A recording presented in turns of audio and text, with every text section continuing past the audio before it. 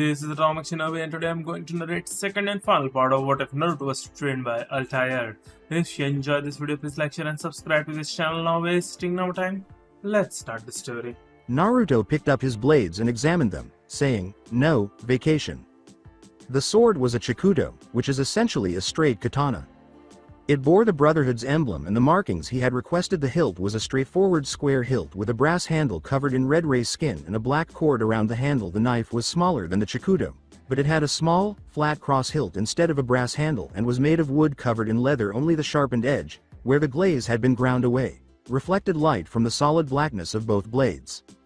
Tenten grinned in response to Naruto's remark. "These are perfect. I'd easily pay twice as much for something of this caliber. I made them myself. Father helped me only with the fittings." "Then you're a truly skilled smith, Tenten. Let's hope you're equally good with your blades." When the two ninja reached a training area, they faced one another. Like his previous one, Naruto had fastened the sword to his belt, but this one was able to fit through the loops sewn around the waist of his Chunin vest. He laid his knife horizontally across his lower back before settling into his typical stance. He tested the sword's weight and balance by spinning it around in his hand a few times. Tenten was perplexed because she had never seen him adopt such a posture. Tenten also opened a sword, a basic katana with a piece of cotton bandage-like material wrapped around the handle, and said, "You have an unusual stance, Namikaze."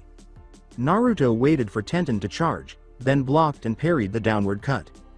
His counter was a horizontal slash, which she jumped away from. "It's highly effective. I assure you I can evenly match an Aburai, the best of the samurai clans in all countries, with our style."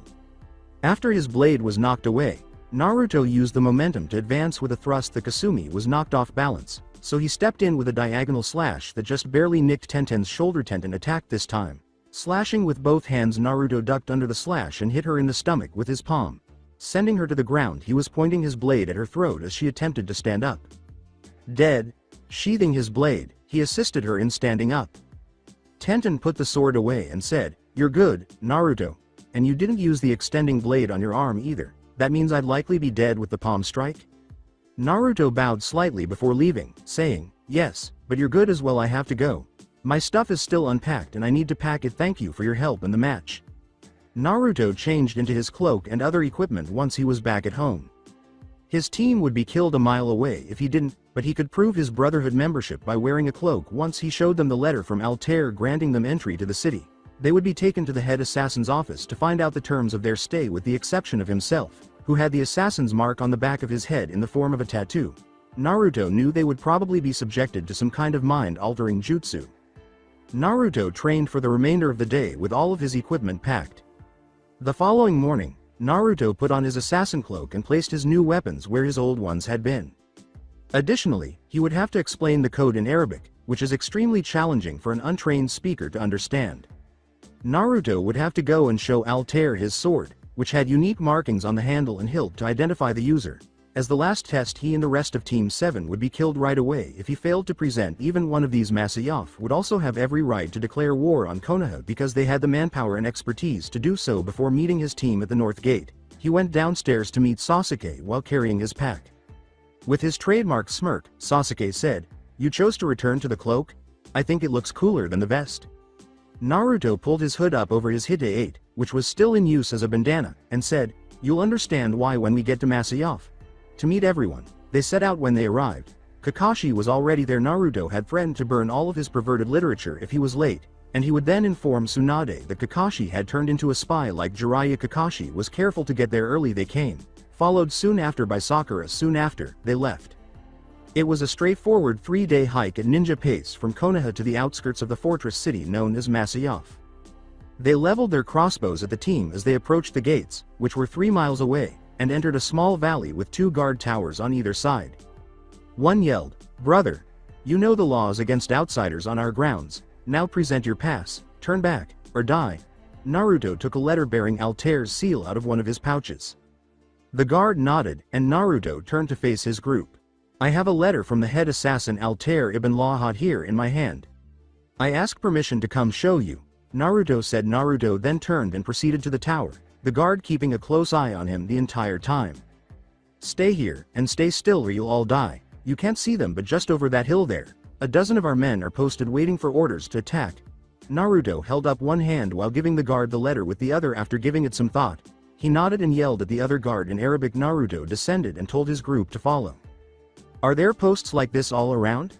Naruto told them about the topography of the region, saying, yeah, there's a valley to the south here, it branches off east, there's the bridge over it, and on the west and north there are mountain passes.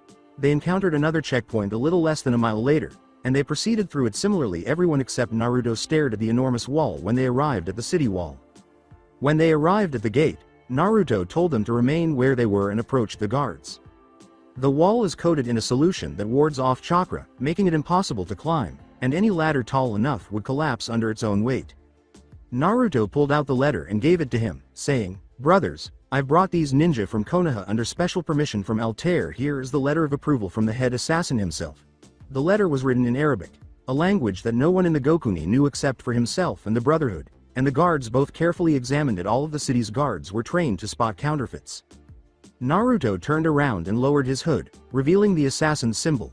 A letter that resembled an equilateral triangle with the lower line missing, a wreath around the bottom, and a single curved line underneath the wreath. Show us the mark, present your blade, and the password. After retrieving a scroll from his pack, Naruto opened his first sword. His name was written across the handle in Arabic, and he gave it to the guard handle first because he didn't have the O sound. He was referred to as Naruto by those who spoke Arabic. As a result, his sword displayed Uzumaki Naruto rather than his entire name. Then he took his sword, put it away, and sealed it in the scroll. One of the guards said, the password brother. NHN Osid MN Ajbal. 1. The guards grinned before withdrawing to their positions along the gate's sides. One guard waited to lead them to the head assassin's office after Naruto turned around and signaled for them to follow. They saw a busy city, but as they went farther up into the town, they noticed more armed men and guards. Konoha was modeled after the fortress city of Masayoff. When they arrived at the tower's gate-like entrance, they were all informed that it was forbidden to draw any weapons outside of the fighting ring. Naruto warned them that doing so would probably result in their death or in their imprisonment and subsequent torture. 12 men, each in 2 rows of 6, stood guard at the entrance to the main hall. As they ascended the slope and entered the building, they all ascended the stairs to the right and entered a room that bore some resemblance to the Hokage's. After dismissing the guard, Al-Tair sat at this desk and got up to welcome his pupil. Naruto, it's good to see you. I see that you remembered to wear your cloak. A good idea, but I see you have obtained a new weapon. May I see it? Naruto pulled out the blade and gave it to Seed, saying, you never have to ask Seed. 2. But it's polite to ask Tarba. 3. He grinned as he turned to face his Naruto's teammates. Come Naruto. You have yet to introduce me to your friends. Sasuke bowed slightly as Naruto held his hand over to him and said, I apologize, Seed. You know Hitaki Kakashi. This is Uchiha Sasuke. So did Al-Tair. He then gestured to Sakura, saying, this is Haruno Sakura. Sakura bowed much lower, more in line with the custom of humbly acknowledging powerful people. Sakura flushed a lot when Al-Tair said, Naruto has told me many great things about you in his letters. I see his words of your beauty are not just tales, and for someone so young, you have much growing to do. Naruto blushed a little, but his cloak covered it up. They were taken to their rooms to unpack and tidy up after being told, I must show you all to your quarters, and after that we will have a dinner so that we can celebrate a first in Masayoff's history. After an hour or so, Al-Tair waited for the entire Team 7 in the main hall. He then led them to the banquet room, where they were seated closest to him, while his best assassins and generals were seated farther down the table. The cuisine included everything from expertly prepared steaks to ramen, which was provided by Naruto, who used to reside here. Sasuke sat next to a general and discussed battle tactics with him while they were eating and conversing. Al-Tair got to his feet, hushed the group, and started talking.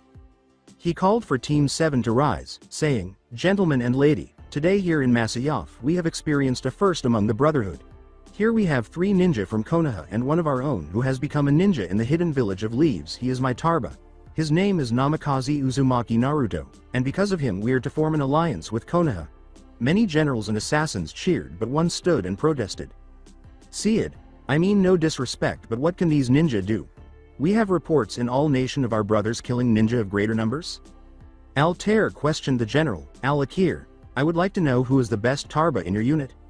Why, that would be Al-Kahil, of course. Naruto, would you wager this alliance with Konoha on Sasuke's skill with a blade? I would. Seed, Sasuke has no rival in our village, he is better than I with a knife or dagger. Al-Tair led the men out to the fighting ring and said, Al-Tair, call Al-Kahil to the fighting ring. we will see just what the Konoha ninja can do.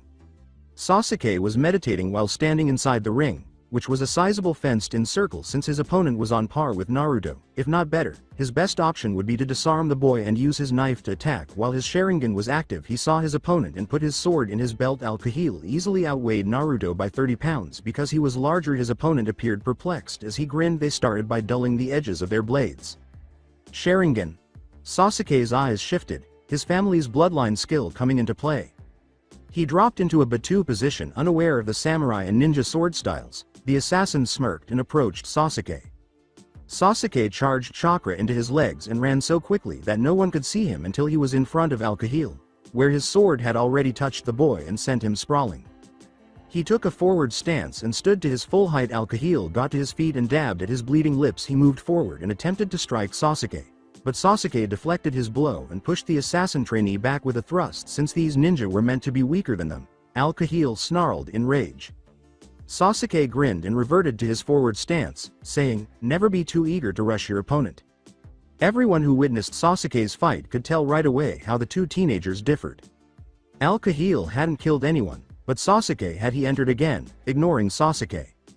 To Sasuke, it appeared to be moving slowly, but to everyone else, it was moving quickly. Al-Kahil dropped his sword as Sasuke grabbed the other boy's wrist and pulled his arms back over his shoulders, blocking the downward blow high in order to follow through. Sasuke threw the boy a jujitsu throw after kicking the sword away. Sasuke pulled out his knife and sheathed it. Sasuke's true talent would now be revealed. Naruto smiled. Rule 2. Never let your emotions cloud your judgment. Sasuke waited for his opponent to arrive with a knife, but when he didn't, he moved forward with the same lightning-fast speed as before and smashed the knife's pommel into the boy's ribs, where Sasuke had struck with the Batu jutsu. Despite the boy's agonized screams, Sasuke continued to attack, hitting key targets before slipping under one of the boy's thrusts and slitting his throat with his blade and body from behind. Sasuke slid the blade across his throat and said, "You're good, but I have the Sharingan, so even the best are slow to me. Dead." He then proceeded to return his sword to Al-Kahil. After acknowledging his defeat, Al-Tair said, "You are right, Al-Tair, these ninja are good. This one has obviously had combat experience." Naruto gave his friend a congrats. "You've proved yourself in the pit." Al-Kahil is good, but Al-Ramiz may give you a run for your money. Perhaps we can arrange it if Seed says so." Naruto turned to Al-Tair. Sasuke smiled, explaining that he would love to fight this Al-Ramiz. Tomorrow, Al-Ramiz is probably at home with his father. He trained hard today. It was getting dark when he got back to the head assassin's house, and Sasuke wanted to get up early so he could see the city. When Naruto awoke the following morning, he made the decision to go locate his former training partner, Al-Ramiz, who was certain to be at their former training grounds after one had climbed a steep hill. As he reached the top of the hill, he noticed Al-Ramiz and Al-Tair practicing hand-to-hand combat. Naruto stood and observed the battle between his former teacher and training partner. When the round was over and Al-Ramiz's face was buried in the ground, Naruto approached and attracted his friend's attention. Al-Ramiz yelled, "Naruto! How long have you been back?" He was amiable with the right people. "I got here yesterday with my team from Konoha. They're letting ninja in now." Approaching the two teenagers, Al-Tair said, "Only a few for now."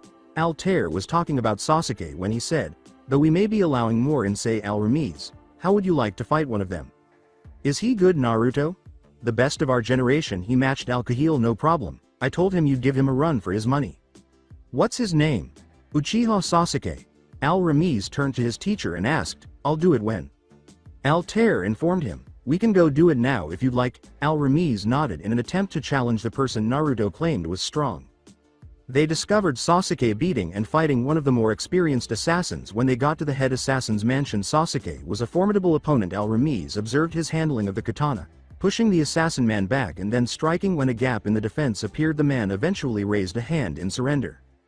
As Sasuke grinned and turned off his Sharingan, Naruto remarked, "Sasuke, you fight like that and you'll be a one-man army." Naruto saw that Al-Ramiz was pale, but he also had a crazy smile. "Al-Ramiz, this is the one you're fighting?" The young assassin trainee was always up for a challenge. He approached the pit and leapt the fence to enter it. Despite being taller than Sasuke, he had a lean build, not as bulky as Al-Kahil, but he was still powerful. Sasuke slid his left foot forward and sheathed his sword. When Naruto started laughing, Al-Tair questioned what was so amusing. Naruto had thousands of kenjutsu books. Sasuke has been reading about the hidden Mitsurugi Ryu, a style used by an ancient samurai, and it was said to be the best of the best. 1. And what is so important about that style? The move he's about to use now is called Amikakeru Ryu no Hirameki. 2. It uses the speed of the style, and an off-sided start and finish in order to give the Batu Jutsu more power. It also creates a temporary vacuum, sucking the person sucked in and freezing them in place, while the used comes in for a second blow. Naruto watched as Sasuke launched himself off his left foot and drew the blade. Al-Ramiz was able to get his blade up quickly enough, but he was unable to escape as Sasuke delivered a second, more powerful blow that he was unable to block and took the full strike, knocking him back and breaking a rib. Sasuke ducked, blocked, or parried a flurry of blows from Al-Ramiz as he stood and attacked. Sasuke received the majority of the blows, but Al-Ramiz also received some. Sasuke eventually pulled out his knife and launched an attack. Although he ultimately prevailed, Al-Ramiz put up a fierce fight, particularly considering that he had a broken rib. I've never seen someone so skilled with a blade, and your eyes help, I assume? Sasuke explained to the assassin trainee how he was able to fight so effectively. They do. It allows me to see everything at a slower pace, and due to my speed I can react faster than they can attack. Al-Tair turned to his former pupil and said, "So Naruto, I have yet to gauge how much you've improved. Let's see it." The two then entered the ring. Al-Tair pulled out his sword, which was the same type of blade Naruto had previously used, of the classic assassin's hand and a half sword. Naruto smirked as he pulled out his preferred sword, Shikudo, knowing that he would have the opportunity to use it against a truly skilled opponent. Naruto positioned himself forward in a neutral position. Al-Tair thrust in, but Naruto sidestepped it, attacked to his left, knocked his blade away, and then dropped the namikaze, sending Al-Tair off balance with a kick to the calf.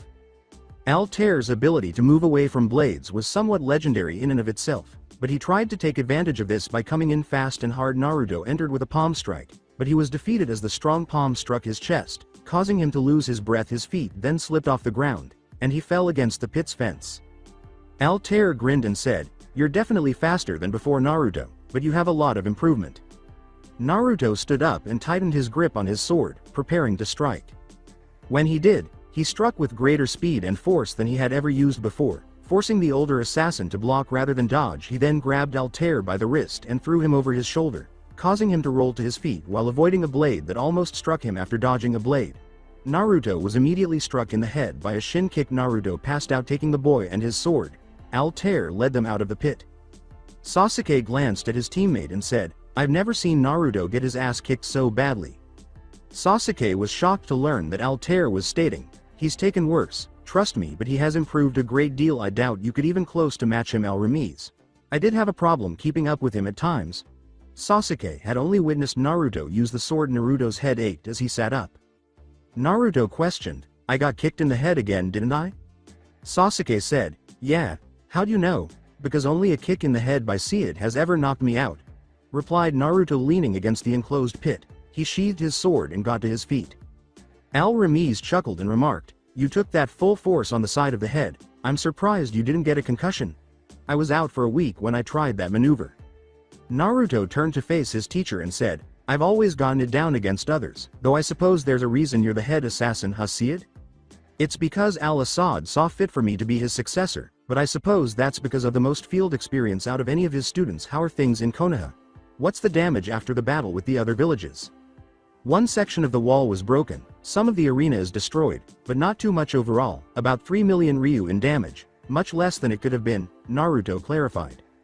Al-Tair wanted the two nations to remain allies, so he said, "I see. Well, if we can do anything here, then just ask. It would be a measure of good faith for the soon-to-be formed alliance."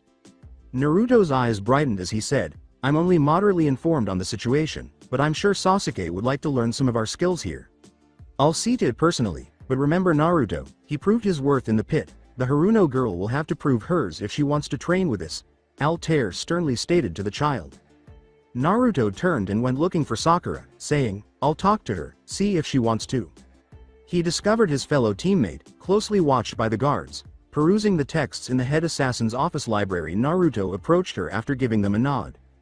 Before realizing who it was, she jumped when Naruto said, "Hey, you know you're supposed to be an assassin to look at those." Immediately after, she laughed and exclaimed, "Naruto, you jerk, you scared me." So, Al-Tair says that if you want to come train with the assassins, you've got to prove your worth. He had Sasuke fight the guy from yesterday, Al-Kahil. I got knocked out by him today. Now it's your turn to prove yourself in the pit. Naruto replied. She glanced down at the ninja who was seated beside her. I hardly know how to use a sword, Naruto. I couldn't fight one of these assassins here. You fought in war less than a month ago. You've killed with that sword. It's something that doesn't go away. That instinct. Have more confidence in yourself, Sakura. Naruto looked at the young woman. I'll show you something after you fight. It's a great place. You can see the entire city. So I've just got to beat one of them in taijutsu? Naruto clarified. Yeah, no jutsu, no chakra, just steel and body. After making up her mind, Sakura got to her feet, not wanting to be impolite. She put the books back before they headed to the pit. Al-Tair had already started Sasuke's training. Sakura laughed at the remark, which was completely out of character for his composed, serious demeanor. See it, she's here. Give her some ass to kick. Al-Tair sent one of his students to fetch his other student, saying, I'll have Yuri come up.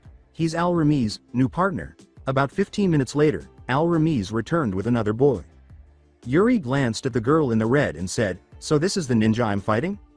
Sakura pulled out her sword and entered the pit, saying, Yeah, I'm the one. Sakura stood a little more forward than Naruto, but she held the sword similarly. She was also prepared to use her tanto, which she held in her left hand. Sakura dodged Yuri's initial attack and simultaneously struck with her sword and knife. The offensive nature of the attack caught him off guard, and she leapt back. Yuri attempted a palm strike, but Sakura blocked it with the back of her forearm and struck him in the chin with the pommel of her tanto. Sakura then tried to enter again, blocking this time with her sword and kicking him in the side of the knee. She chose to take advantage of the fact that Yuri was stronger but slower. She would dodge or block vertically when he swung horizontally, using smaller blows to wear him down. The issue with this was that Sakura started to wear down and take more hits because she lacked the stamina of her male teammates. Sakura ultimately chose to deliver a killing blow and sheathed her knife. Sakura blocked Yuri's attack from the left with a back-edged blow while holding the sword in both hands. Then, with lightning speed, she struck her opponent in the throat with a knife hand strike, causing him to drop his sword. She then did the same with her other hand, pressing it firmly into his chin and landing a palm strike that sent him all the way to the ground. Sensing his attempt to move, she pulled out her tanto and pressed its dulled blade against his throat. Dead. She rose, putting her blade away and extending her hand to her defeated adversary. However, Naruto's arm blade was aimed at Yuri's throat, and the blonde's other hand was on the boy's arm, preventing Yuri from attacking. In a voice he saved for those who enraged him, Naruto said, Be careful what you do, Yuri, it might get you killed. In an instant, Naruto had leapt the fence, reached out with the blade, and disarmed the boy. Yuri! Exclaimed Al-Tair. Al-Tair was quietly thanking Naruto that he didn't kill him, saying, I'm ashamed you'd try to attack a person who's trying to help you up. Even though she beat you, that is no reason to attempt to attack her. I'd have let Naruto kill you if he hadn't shown such restraint. As Naruto retreated, Yuri apologized, I was out of line, Haruno. Al-Tair turned as a man rushed into the tower yard and said, You've proven your worth, all of you. I'll grant you full use of all our training materials. Naruto, you and Kakashi have done well with these two. I'm proud of you. The man yelled, Al-Tair, Masayoff is under attack. Naruto ran alongside Al-Tair, who was supposed to go straight to the front lines as an assassin. Sasuke and Sakura were told by Naruto to stay inside the city, guard the civilians. But Naruto yelled, Do what I say. With no room for debate, he looked at Sakura. Sakura was about to say, Sakura, in case I don't come back, I want you to know something. Her world briefly came to a halt when Naruto's lips met hers. Subsequently, he spun around and pursued his master. Sakura blushed and stood there for a while. Sakura asked herself, Did that actually just happen? And looked at Sasuke, who was wearing a look of complete shock. In an attempt to regain some semblance of concentration, Sakura said, Let's help the guards get the civilians into the shelters. They encountered two guards who were dispersing. The two ninjas parted ways with the guards and deposited civilians in shelter houses when they encountered enemies. Sakura and the guard she was with moved to find more people to move. Sakura warned the guard, These are Kiri-nin. They're known for their sword and blade skills, be careful. Thanks, Saddam said. My name is Saddam. What is yours? Sakura pulled out her sword and said, Now let's kill these bastards. So did Saddam. Sasuke told the guard that he had also come across Mist Ninja, but the man came across as more of a reserved kind armed with his family's dojutsu. They launched an attack, and Sasuke swiftly defeated the guards. After that, they set out to find additional civilians. Al-Tair, Al-Ramiz, and Naruto stood on the city wall, surveying the soldiers. Informing his master of the threat, Naruto said, "See it, these are mist ninja. I encountered one a few months back, and are considered strong in sword arts. I'd take them out long range when possible." The young man nodded and hurried off to give orders. "Then we'll do that, Al-Ramiz. I want you to tell the archers and guards to kill these enemies from the walls. Do it quick." "What should we do then, Naruto?" "I'd say find their leader, kill him, but also kill as many of the foot soldiers as possible. These ninja aren't the kind to stop because their leader's dead." Al-Tair pointed to the small river that flowed through the center of the city and said, "Then that's what we'll do. You see the water down there?" "Yes. We need to cut that off. If these are mist ninja, then they likely have water-based arts, making that river their strongest ally, but also their weakness here in this desert-like terrain. Go to the northwest wall and pull down the cutoff hatch, and then kill as many as you can with your long-range skills." "What are you going to do?" "I need to get back to the library and make sure that our texts stay there." "Yes, sir." Naruto started sprinting along the wall's top, shooting down at adversaries roughly every 50 feet. When he finally arrived at the point where the river entered the city, he leapt down. He located the big metal hatch and lowered it over the steel grate that let water in but prevented people from entering. Instead of entering the city, the water flowed along an open trench dug specifically for this use. The majority left the city within an hour, and the water inside continued to flow. Naruto started working on his next task. With few casualties, all of the civilians had been led into the shelter, and Sakura was now using her sword, Tanto, and jutsu to kill anyone who dared to oppose her. That went on until she noticed a man approaching her composedly while brandishing a big sword. Now what would a Konoha ninja be doing here in Masayoff, where ninja aren't allowed? The man responded. He was tall and strong, dressed in black pants and a sleeveless shirt, and his face and neck were covered in large patches of bandages. Sakura held her sword in front of her and said, "I'm not authorized to share that information now. Step aside or you'll be killed." Zabuza took his sword off his back and turned to face another ninja's blade. "Oh. And I assume you'll be the one to kill me? I'm afraid my manners have failed me, so allow me to introduce myself. I am Momochi Zabuza, Demon of the Mist, one of the 7 shinobi swordsmen of the Mist." "So the copy ninja is here as well? Why are you attacking Masayoff?" "Well, that concerns a rumor I've been hearing. This rumor has to do with an alliance between Masayoff and Konoha. So, being the caring man that I am, I rounded up the Mist 7, or 6 I should say. I heard Kisame was killed by a mere boy anyway, so I rounded them and a sizable chunk of the Mist forces, and set out here to attack Masayoff. Can't have you two joining up, I'm afraid." Zabuza assaulted Kakashi but was forced to stop. This time it was Uchiha Sasuke. When Naruto witnessed the fight between his 3 teammates and the man brandishing the enormous cleaver-like sword, he was perched on the wall. Along with the other archers in the city, he killed the ninja by shooting arrows into the crowd before running out of arrows. When he couldn't find any ladders, he looked around and considered his other options. When the mist ninja finally realized their men were dying, he leapt from the wall and fell headfirst into a massive cart of straw. He then killed a man from behind and another. A man with 2 short, straight blades said, "Curious, a ninja who is also an assassin. You must be where the rumors are coming from. What do you want in Masayoff?" "Me. I want to kill, but my good friend Momochi Zabuza wants to prevent some sort of alliance between Konoha and the assassins. He's going to fail. We outnumber your forces 4 to 1. The man's statement, "This is where we thrive, outnumbered and outpowered. We will burn this city to the ground," was cut short when a single, upright Chikudo charged at him. He raised one blade and knocked it aside, then grabbed Naruto's hand, wrenched up his sword, and disarmed him. "You see, boy, I'm one of the 7 shinobi swordsmen of the Mist. We're the best swordsmen in the world. We've collaborated the best swords, the best styles and joined into one group. I use a twin sword style called Kali, too. And I'll kill you with these blades." He took Naruto's sword and returned it toward him. "Any of you who interfere will be killed. I want to see just how strong this boy is." The ninja replied, "My name is Tachi Niban. I thought you should know the name of the one to kill you." Naruto took his sword in his hand and lunged at the man, saying, "Namikaze Uzumaki Naruto. I thought you should know who's going to slaughter the Mist Army." The man attempted to counter this time, but Naruto caught his hand and kicked his right knee in, breaking it. The ninja tried to attack after screaming in agony, but Naruto kicked the same knee, sending a shockwave through his body after striking repeatedly with his sword. Naruto finally took advantage of an opening and killed the man by using his arm blade. When Naruto realized that mist ninjas were all around him, he quickly created several dozen clones and repelled them.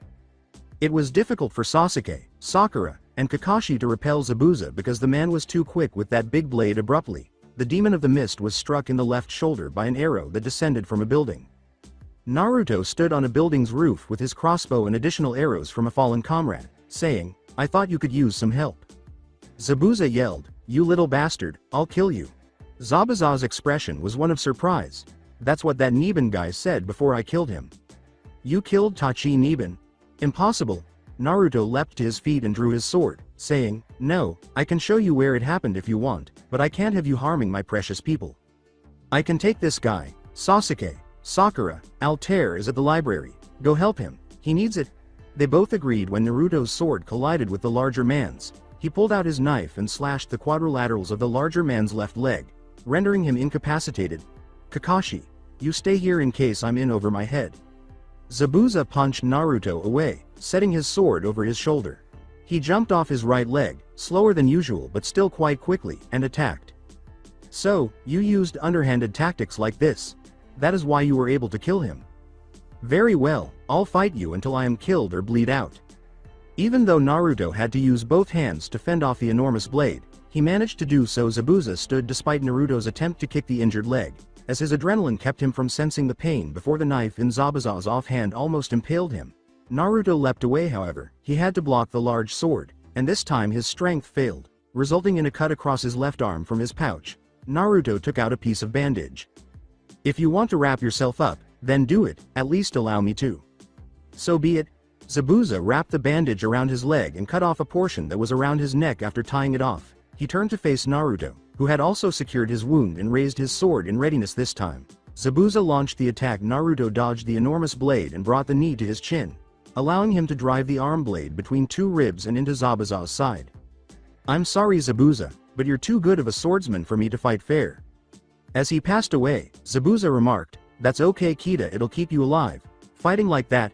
Naruto prayed to a god named Allah in Arabic, as was customary among the assassins. After that, Naruto and Kakashi left. Making their way to the city's central tower, they killed the mist ninja battling for entry. As soon as they got there, charging right into the battle, Kakashi was attacked by a man brandishing a katana, but he deflected the blow with a sword he had taken from a dead mist ninja.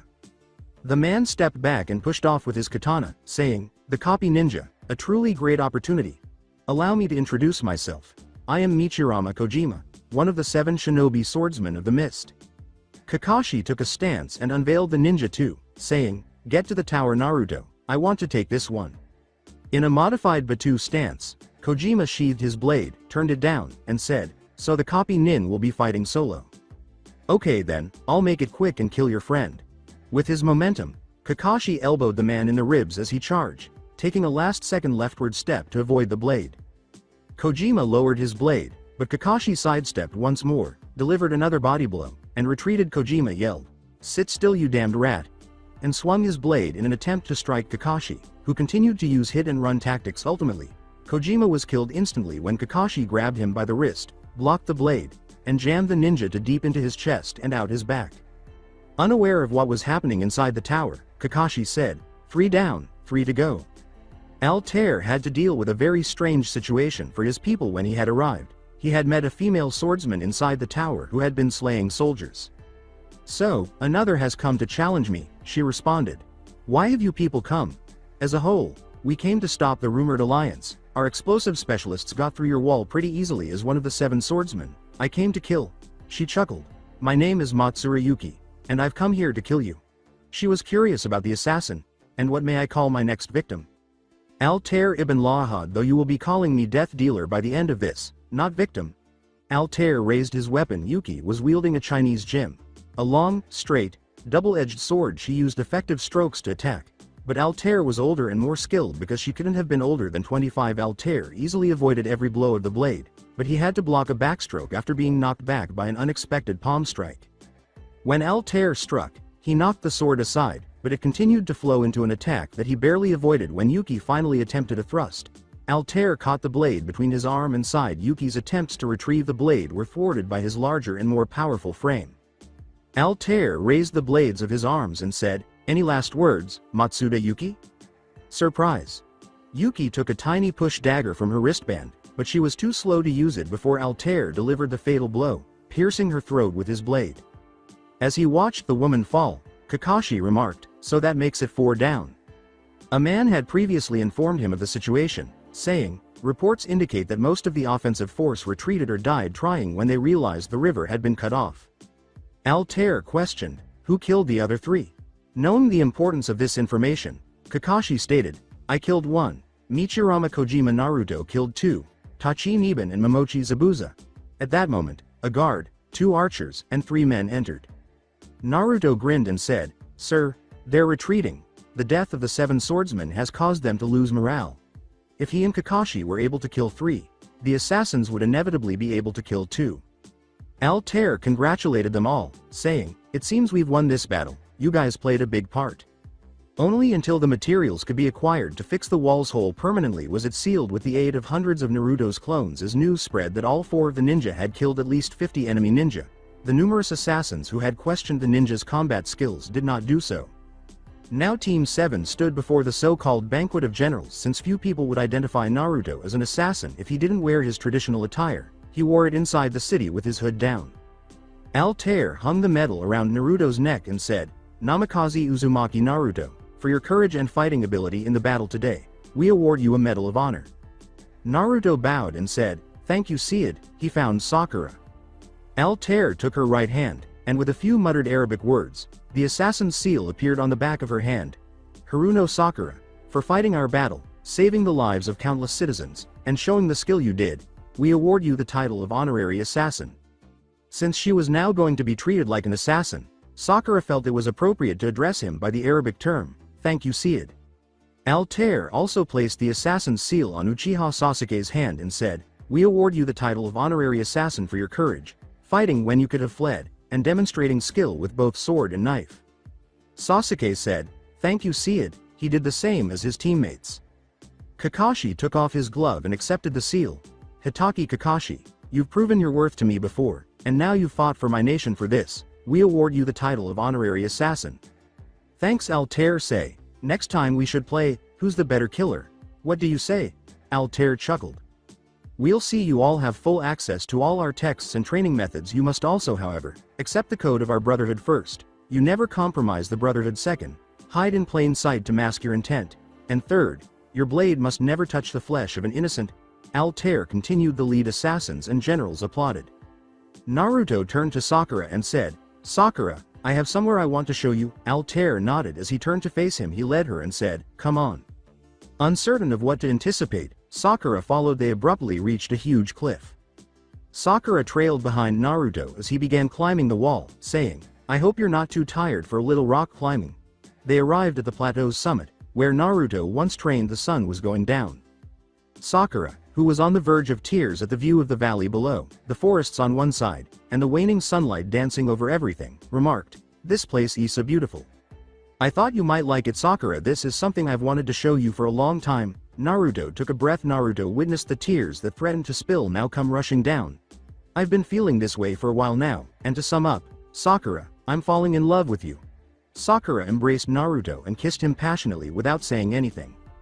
After the failed attack on Masayoff 2 weeks earlier, news of the battle spread swiftly. It had come to Tsunade's attention in Konoha, far to the south, that 4 Konoha ninja had assisted in defeating the Mist Force, killing half of the 7 swordsmen in the process. She had also discovered that Masayoff wanted to establish an alliance between Konoha and the ninja world in a previously unheard of manner.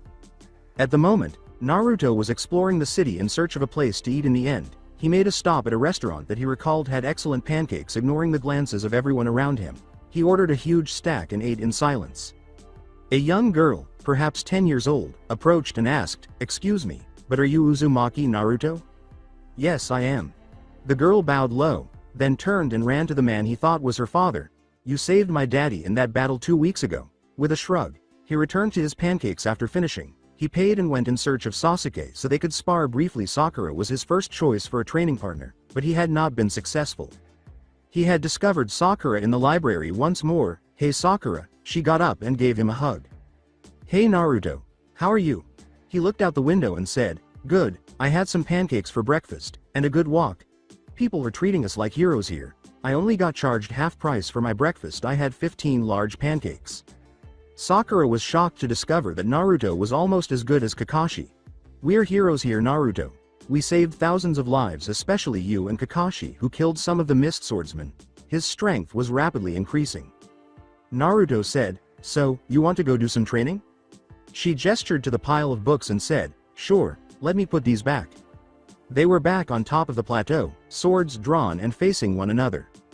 He could see the difference that combat had made when Sakura skillfully parried Naruto's initial move, an upward slash. She moved more forcefully, more tightly, and with less hesitation. After almost 30 minutes of fighting, Naruto decided to step up his game and grabbed her by the wrist as he blocked the blade. Sakura pounded her fist into Naruto's ribs as she felt the wrist lock being applied. It was felt by Naruto, who was stunned by the blow. It was a strong blow, but Naruto had clearly taken more damage. That was powerful. After deciding he wanted to engage in hand-to-hand combat, Naruto raised his hands and sheathed his sword. After receiving the clue, Sakura stepped forward and kicked Naruto in the head. Naruto ducked and kicked her leg, knocking it out, then took her other leg and pushed her up, knocking her on her back. Only Al-Tair can succeed with that one, and maybe Kakashi. She resumed her fighting stance when she got to her feet, but this time it was different. Her elbows were tucked in, her chin was held closer to her body than usual, and her arms were raised higher, protecting her face. A peculiar stance there. Sakura tried to punch him straight with her right hand, saying, "It's from an older style called boxing. I can't kick as hard or fast as you or Sasuke, but I can definitely punch hard." She chuckled. "You didn't think I was looking at cookbooks all day, did you?" Naruto ducked under the fist, but she struck him hard in the jaw with her left jab. He had never engaged in a lot of hand-to-hand combat with her, so he was unaware of her punching power. A steady stream of powerful, quick blows were thrown at Naruto, who mostly avoided or blocked them until one uppercut struck him squarely on the chin, followed by another on his left temple, and finally darkness. When Sakura saw Naruto hit the ground, she became alarmed and feared she had struck him too severely. In an attempt to elicit a response, she gently slapped his cheek after picking up his head. With concern, she exclaimed, "Naruto, wake up." Naruto shook his head and moaned. He said, "What hit me? I'm sorry, I didn't mean to hit you so hard, you idiot. You're supposed to defend yourself." She wrapped her arms around him. Naruto sat up and shook his head, saying, "That makes you the first person other than Al-Tair to knock me out. It's true what they say, you never see the one that knocks you out." He got up. Naruto rubbed his chin and cracked his neck, saying, "I think that's enough sparring today." A thought suddenly came to him. "Sakura, what exactly are we to each other? What do you mean?" "I mean, ever since the night of the invasion, we've known each other's feelings, but we never really acted on them." "Oh, I don't know though. I mean, I had assumed it would go without saying, but I guess it's up to you." Sakura blushed. She had known he was direct, but this was still surprising. "Okay then, Sakura, I want to be your boyfriend. Will you be my girlfriend?" she asked. She simply gave him a kiss and nodded. Kakashi's voice said, "Well, this is certainly a development." They both jumped and turned to face the older man. Kakashi said, "I hope you didn't come all this way to just kiss." Naruto rubbed his chin once more and said, "No, we were training." Kakashi observed the developing bruise on his chin and remarked, "Looks like she slugged you good." Naruto mumbled, "Boxing, it hurts." Kakashi turned to face his pupil. "So, you didn't come up here to do anything bad?" "Don't think I don't know what you were doing." Kakashi's only eye shot open. "You're one to talk, Kakashi, you and Anko." "What?" exclaimed Sakura, glancing at her instructor. With a matter-of-fact tone, Kakashi stated, "What I do in the privacy of my house is none of your concern." After hearing that, Sakura approached her teacher and said, "Make sure she's dressed before she answers then." "Hadakea." She gave a knuckle crack. She screamed, "You pervert!" and gave him a very Tsunade-like punch to the face. Sakura hoped to be trained by that same woman, but Naruto was unaware of this. Naruto rubbed the back of his head and said, "You didn't have to punch him."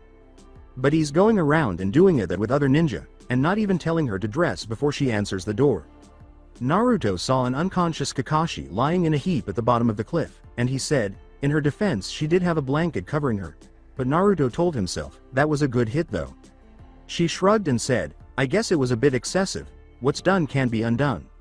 Let's go tell Al-Tair that someone has managed what only he's accomplished before, and that you knocked Kakashi out." Naruto chuckled. After jumping off the cliff and landing at the bottom, they raced to the top of the cliff. Al-Tair was at the tower garden entrance, saying, "Good, I was just going to look for you." Naruto indicated the bruise on his chin and said, "Sakura got into the library, and learned how to box. She's got a mean uppercut, knocked me out Kakashi too." "Why do you knock out Kakashi?" Sakura frowned as she said, "He's a pervert." "Yeah, he is. He's been reading that damn Icha Icha series since he was 16, Al-Tair replied. "I suppose even the best warriors have vices." But he reads it so much. Al-Tair recalled a time when they were drinking together and Kakashi tried to fight him, falling down some stairs in the process. Yeah, but I suppose it's better than having an alcoholic Kakashi. That man is mean when he's drunk.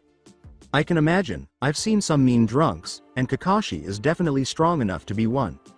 Sakura followed Al-Tair into the office, marveling at the birds, books, and weapons that were all there. Anyway, Naruto, I've got the terms of the alliance written up. Since you guys are going to be leaving in 2 days, I wanted to have you look it over, see if there's anything that's missing. A photograph of Kakashi, the fourth, and Al-Assad was on the desk. It read, and Naruto scanned the alliance. Konoha will form the following alliance. No ninja of the Land of Fire, or any assassin of Masayoff, under any condition make any ill-intentioned attack on any of the opposing party. They shall only do combat for the betterment or comparison of skill of each other. Ninja from the Konohagakure no Sato shall periodically be sent to Masayoff to confirm the well-being of the city, and the assassins of Masayoff shall periodically be sent to Konohagakure no Sato in order to confirm the well-being of the village. Ninja and assassin will be sent on missions with each other, and will receive pay equal to that of a ninja or assassin would receive for the mission they are sent on. Ninja are allowed to access all texts and files classified up to a class, and assassins are allowed access to all texts and files up to a class. Both nations are required to participate in any wars in which the assistance of the other is asked. The alliance will last until one of 3 things happen. The first would be until one of the nations fall. The second would be that the leader of either nation deems the leader of the other unfit to lead, and thus the alliance will be ended. The third is if the ninja of Konohagakure no Sato or the assassins of Masayoff show any ill will to any of the other party. The alliance requires the signature of both leaders. Ibn Lahat, Al-Tair, signed. After reading it through twice and a third time, Naruto rolled it back up. It looks good. Seems like you covered most things an alliance should cover. I'll take this back to Tsunade if this is the copy to be sent. Al-Tair took the paper and said, I'll have to write up another one so both nations have a copy. Naruto then went to his room. It was now 4 o'clock and dinner was in 2 hours. Okay, I'm going to go and gather my stuff up to make ready for departure in 2 days. When Naruto heard a knock on the door, he was in his room. It's open. Sakura entered and surveyed the room, which was identical to her own. Naruto, do you ever have nightmares? After doing the things we've done, do you see their faces? I do, and I hate it. I do as well. It's something that never goes away, but you never get used to it either. Naruto turned around and approached the girl, asking, do you think I could stay here for the last 2 days? That way if one of us has a nightmare, the other is here to bring comfort. I wouldn't mind it. You know my birthday is coming up soon? 3 months away? Sakura looked up at the assassin and said, you were born in October? That means I'm almost 7 months older than you. He removed his hite-8 from his head and said, I suppose that's just the way it is. I look older though. Although Naruto had never really met Minato in person, she had seen his face on the Hokage mountain. I was thinking about growing my hair out, you know, like my dad? She asked. The only images Naruto had seen were those on Al-Tair's desk and those in the house. I think it would look good. Just promise me you won't grow it too long. Naruto rubbed his scalp and felt the stubble of his growing hair, saying, I don't want it too long, just long enough that I have some hair. Naruto grinned and said, it shouldn't take too long. They searched the town for Sasuke for the remainder of the day. After 2 days after breakfast, Team 7 departed Masayoff, giving them plenty of time to travel on the first day. After saying their goodbyes, they eventually left because so much training had taken place during their stay. Travel was a little quicker on their first day of camp. They erected 3 tents around the area and built a basic campfire. Sakura glanced up at the clouds and said, it looks like it's going to rain. Naruto, you can't just sleep outside like you usually do. Sasuke and Kakashi were both searching for water.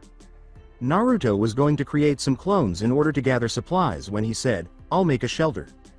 Naruto glanced at her and said, I was offering to let you stay in my tent tonight. I'm fine with the shelter. The Haruno pointed an accusing finger at him and said, you're my boyfriend now, Naruto. You're allowed to share a tent with me just so long as you don't try anything. I won't. But do you think that the Kakashi and Sasuke will wonder what's up? Naruto heard a sound and raised a hand, saying, that's their problem. He drew his crossbow slowly. He fired toward the noise, but he didn't hear anything. Then someone emerged from the surrounding trees. Wearing a black cloak with red clouds, she said, hello, I'm Arisawa Tatsuki, and I'm going to have to ask you to come with me. Sakura was huddled beside Naruto when he awoke to a cold, hard floor. Now he recalled what had transpired. He was taken prisoner by the Akatsuki. The woman, who had dark hair and fair skin like many ninja, said, Hello, I'm Arisawa Tatsuki and I need you to come with me. She also had the crazy smile that many of them wore. She sprang into action when Naruto said, "Sorry, but I'm waiting for someone." After blocking the initial kick, Naruto was taken aback by the subsequent maneuver. Tatsuki leapt and used her other foot to kick Naruto in the head. He staggered back and addressed Sakura. Naruto pulled out his knife and skillfully dodged each blow, followed by a swift strike. "Don't get involved here. What style is this?" Tatsuki kicked him in the body, depriving him of his breath. "It's called Mushin no Shin Ryu Kempo." Then everything went dark in his world. Then he woke up here, wearing only his black pants, boots, and a basic black tank top that fit snugly around his body. They had also taken all of his tools and weapons. Sakura had also lost all of her weapons when he woke her up, but she still had her fists and didn't need them. While sitting in a contemplative posture, Naruto said, "We need to find my sword and escape." After opening his eyes, he spoke. Naruto then concentrated his chakra, spoke Arabic, and brandished a knife. "I know where it is. Our gear is probably there too." It was a basic knife with a spear-pointed straight blade, a black handle, and a black blade. It was roughly 10 inches long overall. "I remember you told me about that, the last-ditch knife." When Naruto searched for the hinges, he discovered that the door had opened outward and that the hinges were outside the cell. A wise decision for a cell that contained ninja. "We need to be quick and kill anyone we see. If they get in the way, we need to take them out." As the door started to open and they heard keys outside, Naruto was prepared to murder whoever entered. He was completely shocked by what he saw. Itachi stood with their belongings and said, "Come on, we need to get you out of here. My brother is waiting a few kilometers off." Naruto took his sword as they swiftly accepted it. "Talk. Why are you helping us?" Itachi said. "I'll explain later, for now we have to move." They turned and left. They ran through the complex and saw no guards. Itachi explained that he had staged an attack on the other side of the complex and that all of the guards, including the key members, had been sent in that direction. A familiar face stopped them as they attempted to leave the complex. "You know Pain's not gonna like that you're playing double agent here." Tatsuki cracked a grin. Tatsuki didn't take a position. Instead, she stood with her hands at her waist and her feet just under shoulder width apart.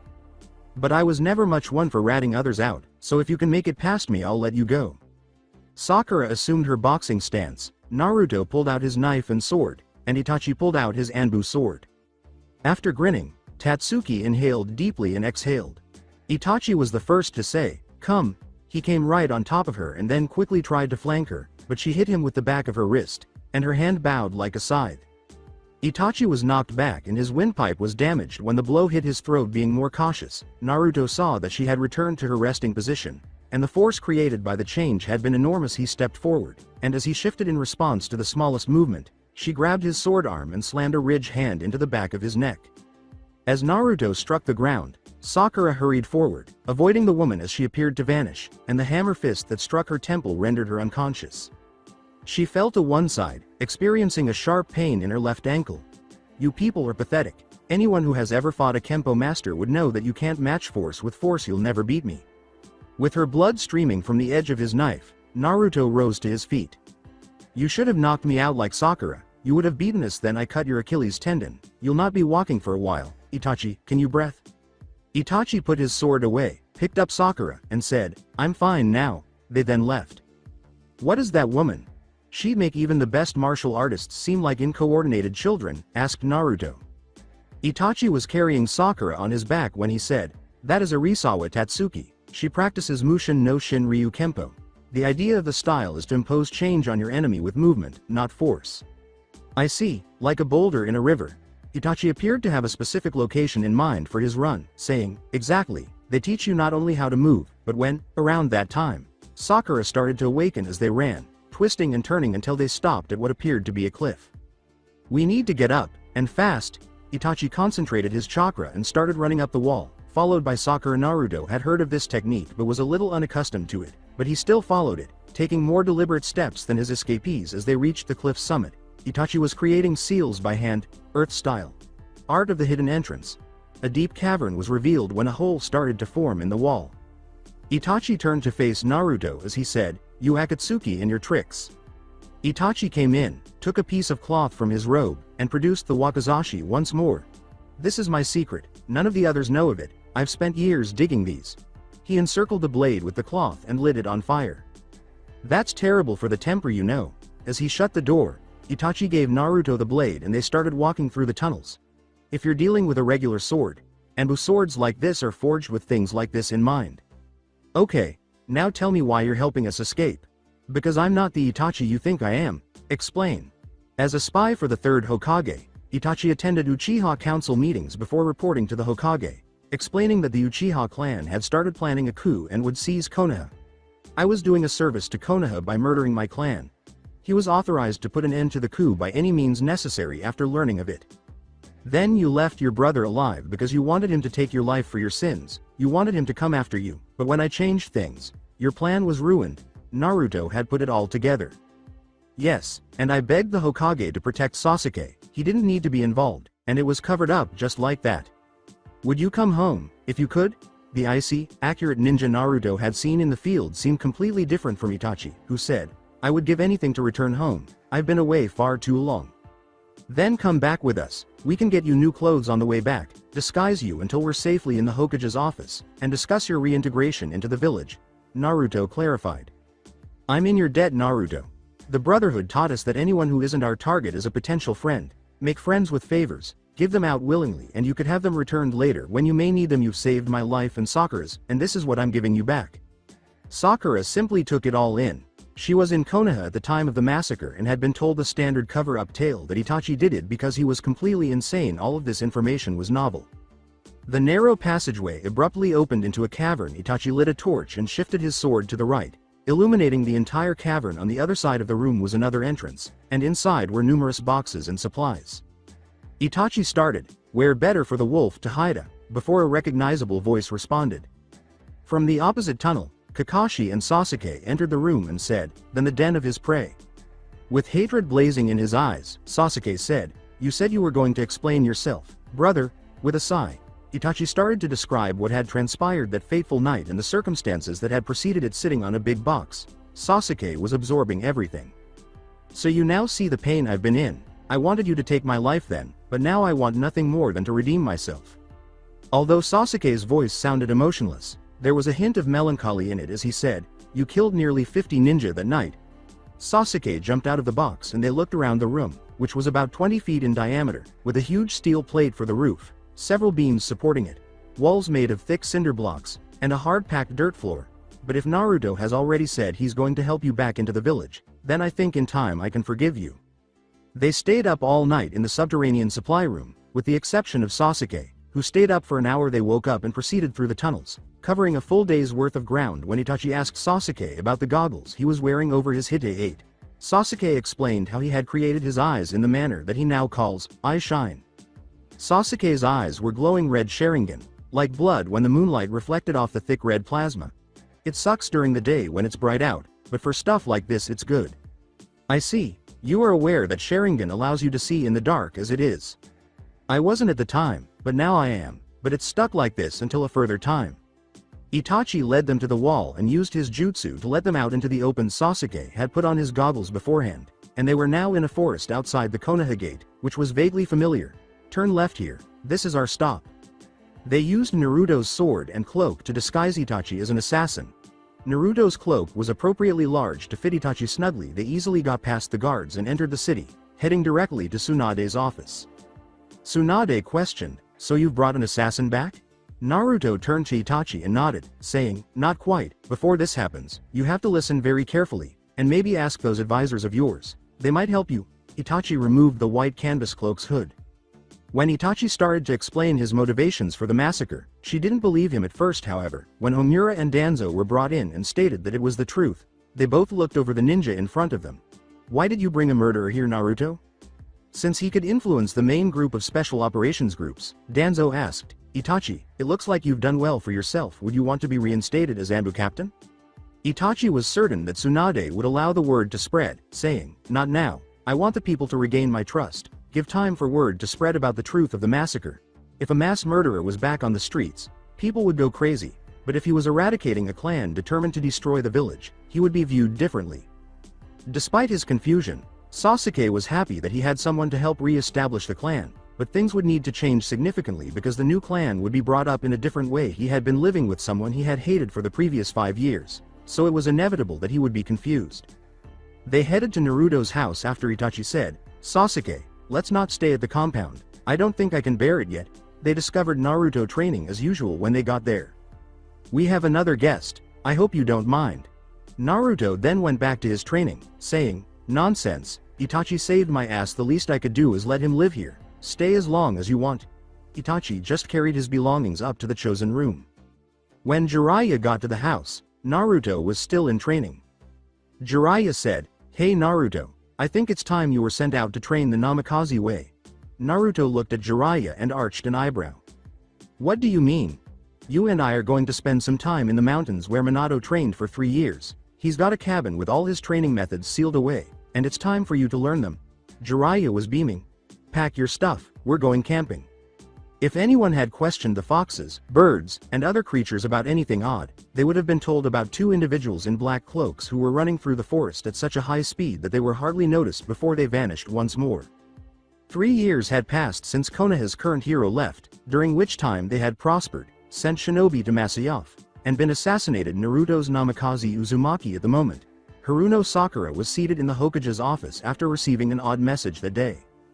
"Be prepared for a spectacular event. We're going to stop by." That was all that was said to avoid warning the public. They had all Anbu and assassins on guard, but Junin and Shunin were also on a more relaxed guard. At the moment, the 2 men in cloaks were kneeling in secret on the mountaintop above the village. There was a mortar between them. One said, "Okay, let's get things going." The fuses are lit by the 2 men. The bang was heard by Tsunade, then the second, a third, followed by a fourth. After exchanging nods, they headed in the direction of the cliffs from which they had launched themselves. This was observed by both Anbu and the assassin, who also recognized that the explosions were fireworks. On top of Hokage Tower, there was a loud bang. Sakura, Tsunade, Shizune, assassin, and Anbu hurried to the summit of the tower. Blades and arrows were deflected. Swords were knocked away. Fighters were dropped unconscious on the rooftop, and the first people to arrive were beaten senseless before they knew what had happened. Sakura saw the 2 invaders, the blade running along each of their left arms, and the gloved hands of one of them. She cried, "Naruto! Sasuke!" Suddenly, there was no more fighting. They dropped their hoods. Naruto smiled and said, "Hey guys." Sasuke gave a shrug. Without hesitation, he blamed Naruto, saying, "It was his idea." "Then it was you who sent the message?"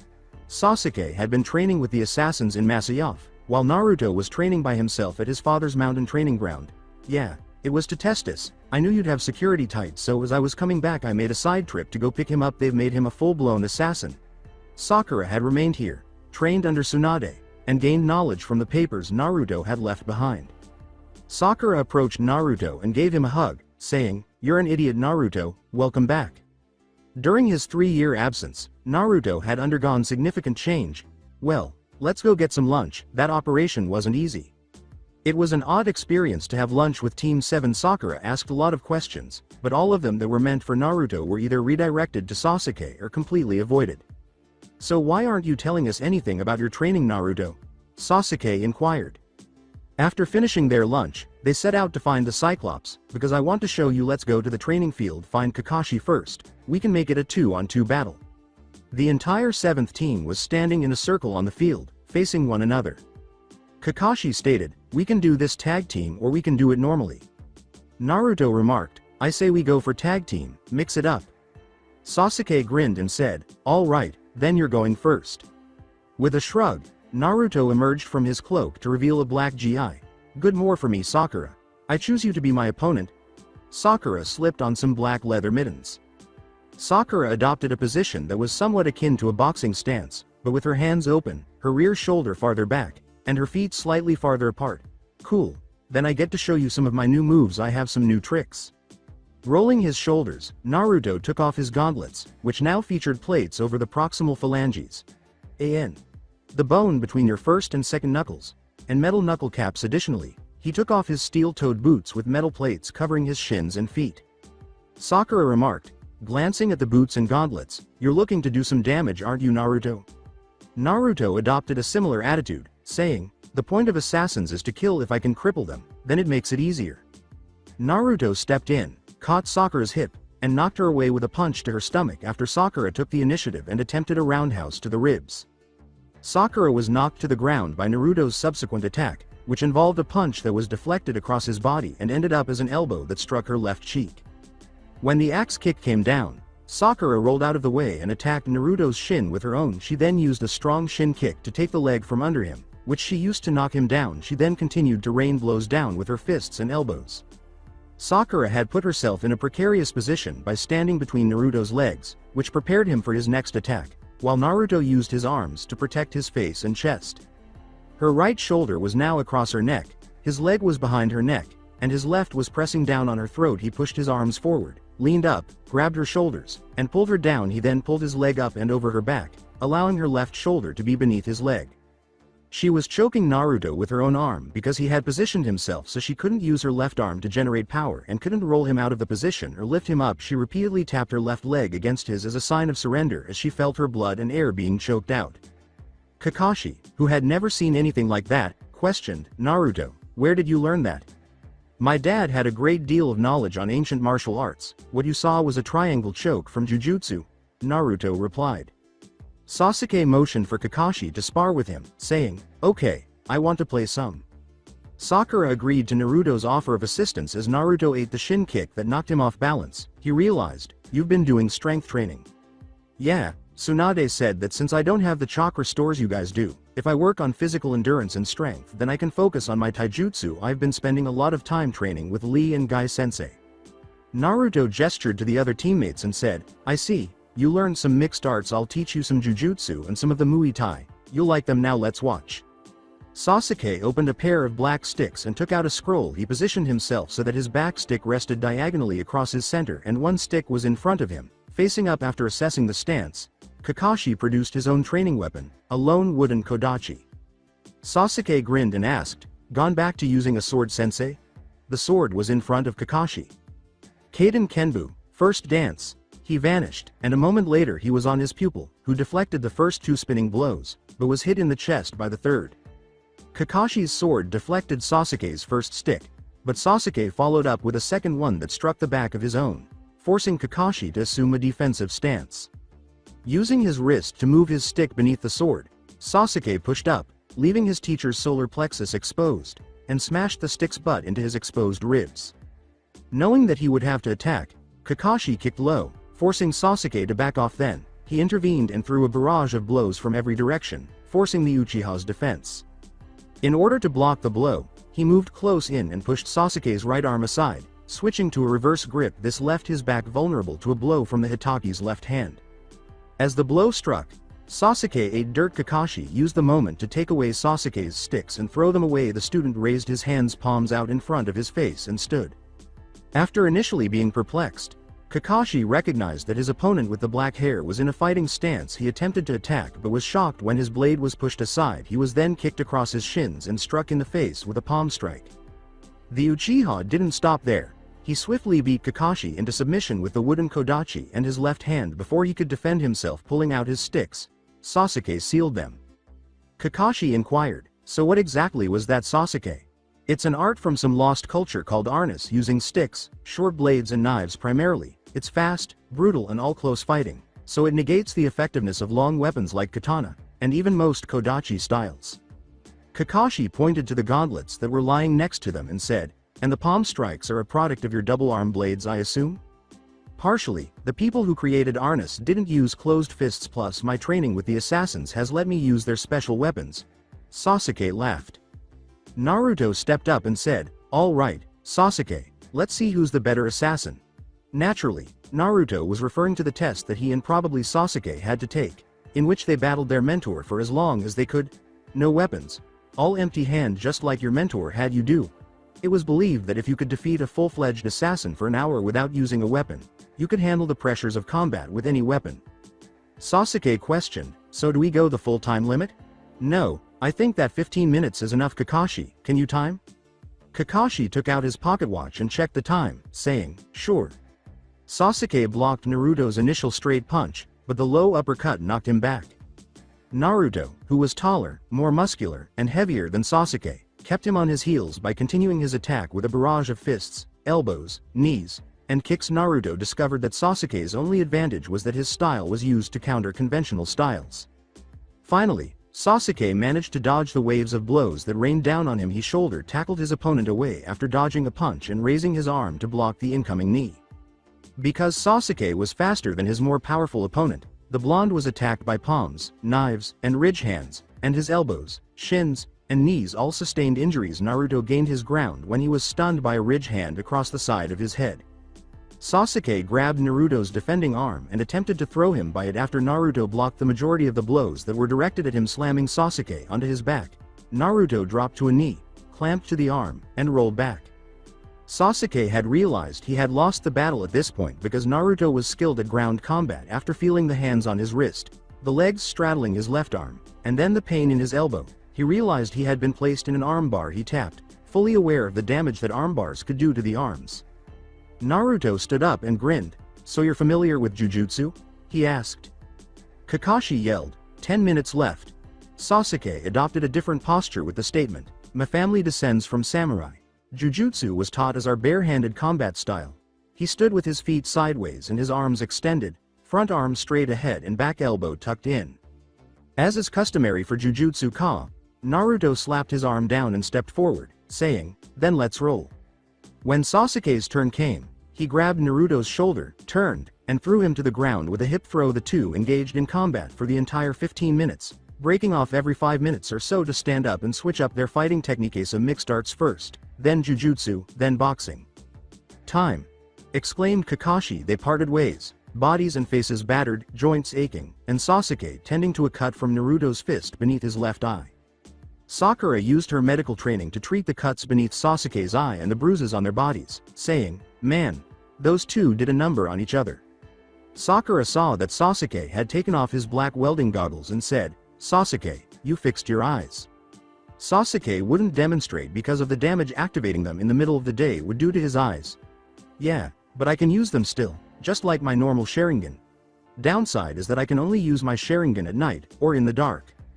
When Naruto felt the approaching crowd, he sat on the ground and drank some water. He picked up his sword and stood. The assassin stated, "Tsunade requests your presence." Similar to how many ninja had been stationed in Konoha to serve as soldiers, others were sent to Masayoff, trained in assassination techniques, and then put to work.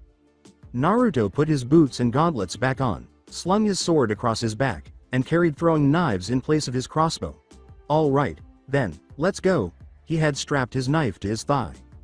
They all waited to learn the issue at the Hokage's office. "We've been asked by Sanagakure to send some of our ninja to assist them. They've fallen under attack by the organization Akatsuki, and they require our best soldiers. I'm sending you 4. Tsunade responded. They all gave a nod. "This is a double S-class mission. Kill anyone who gets in your way." Together, the 4 said, "Yes ma'am." They were off almost immediately.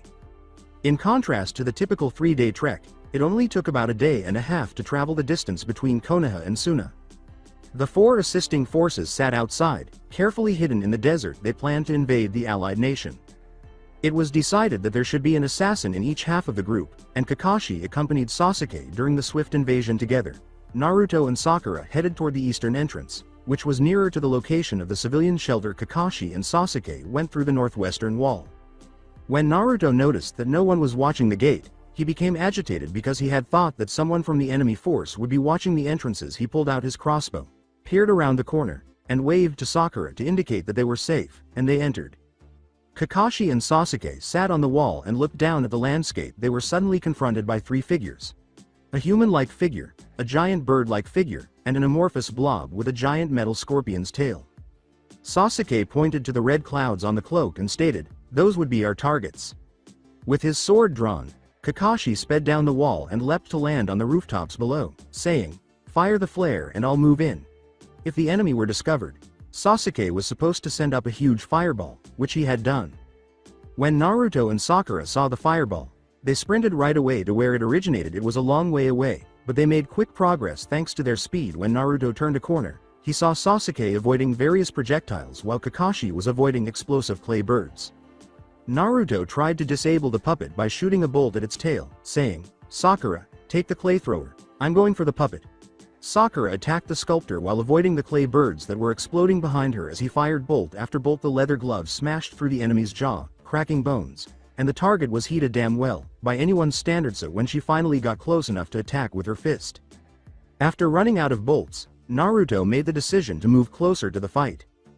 Because of the puppet's excellent detection system, Naruto was unable to avoid the traps that were set up to attack him.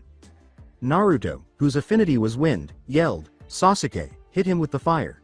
As Sasuke started the fire jutsu, Naruto started a wind one that would boost power. Fire style. Art of Great Fireball. Wind style. Art of Hurricane.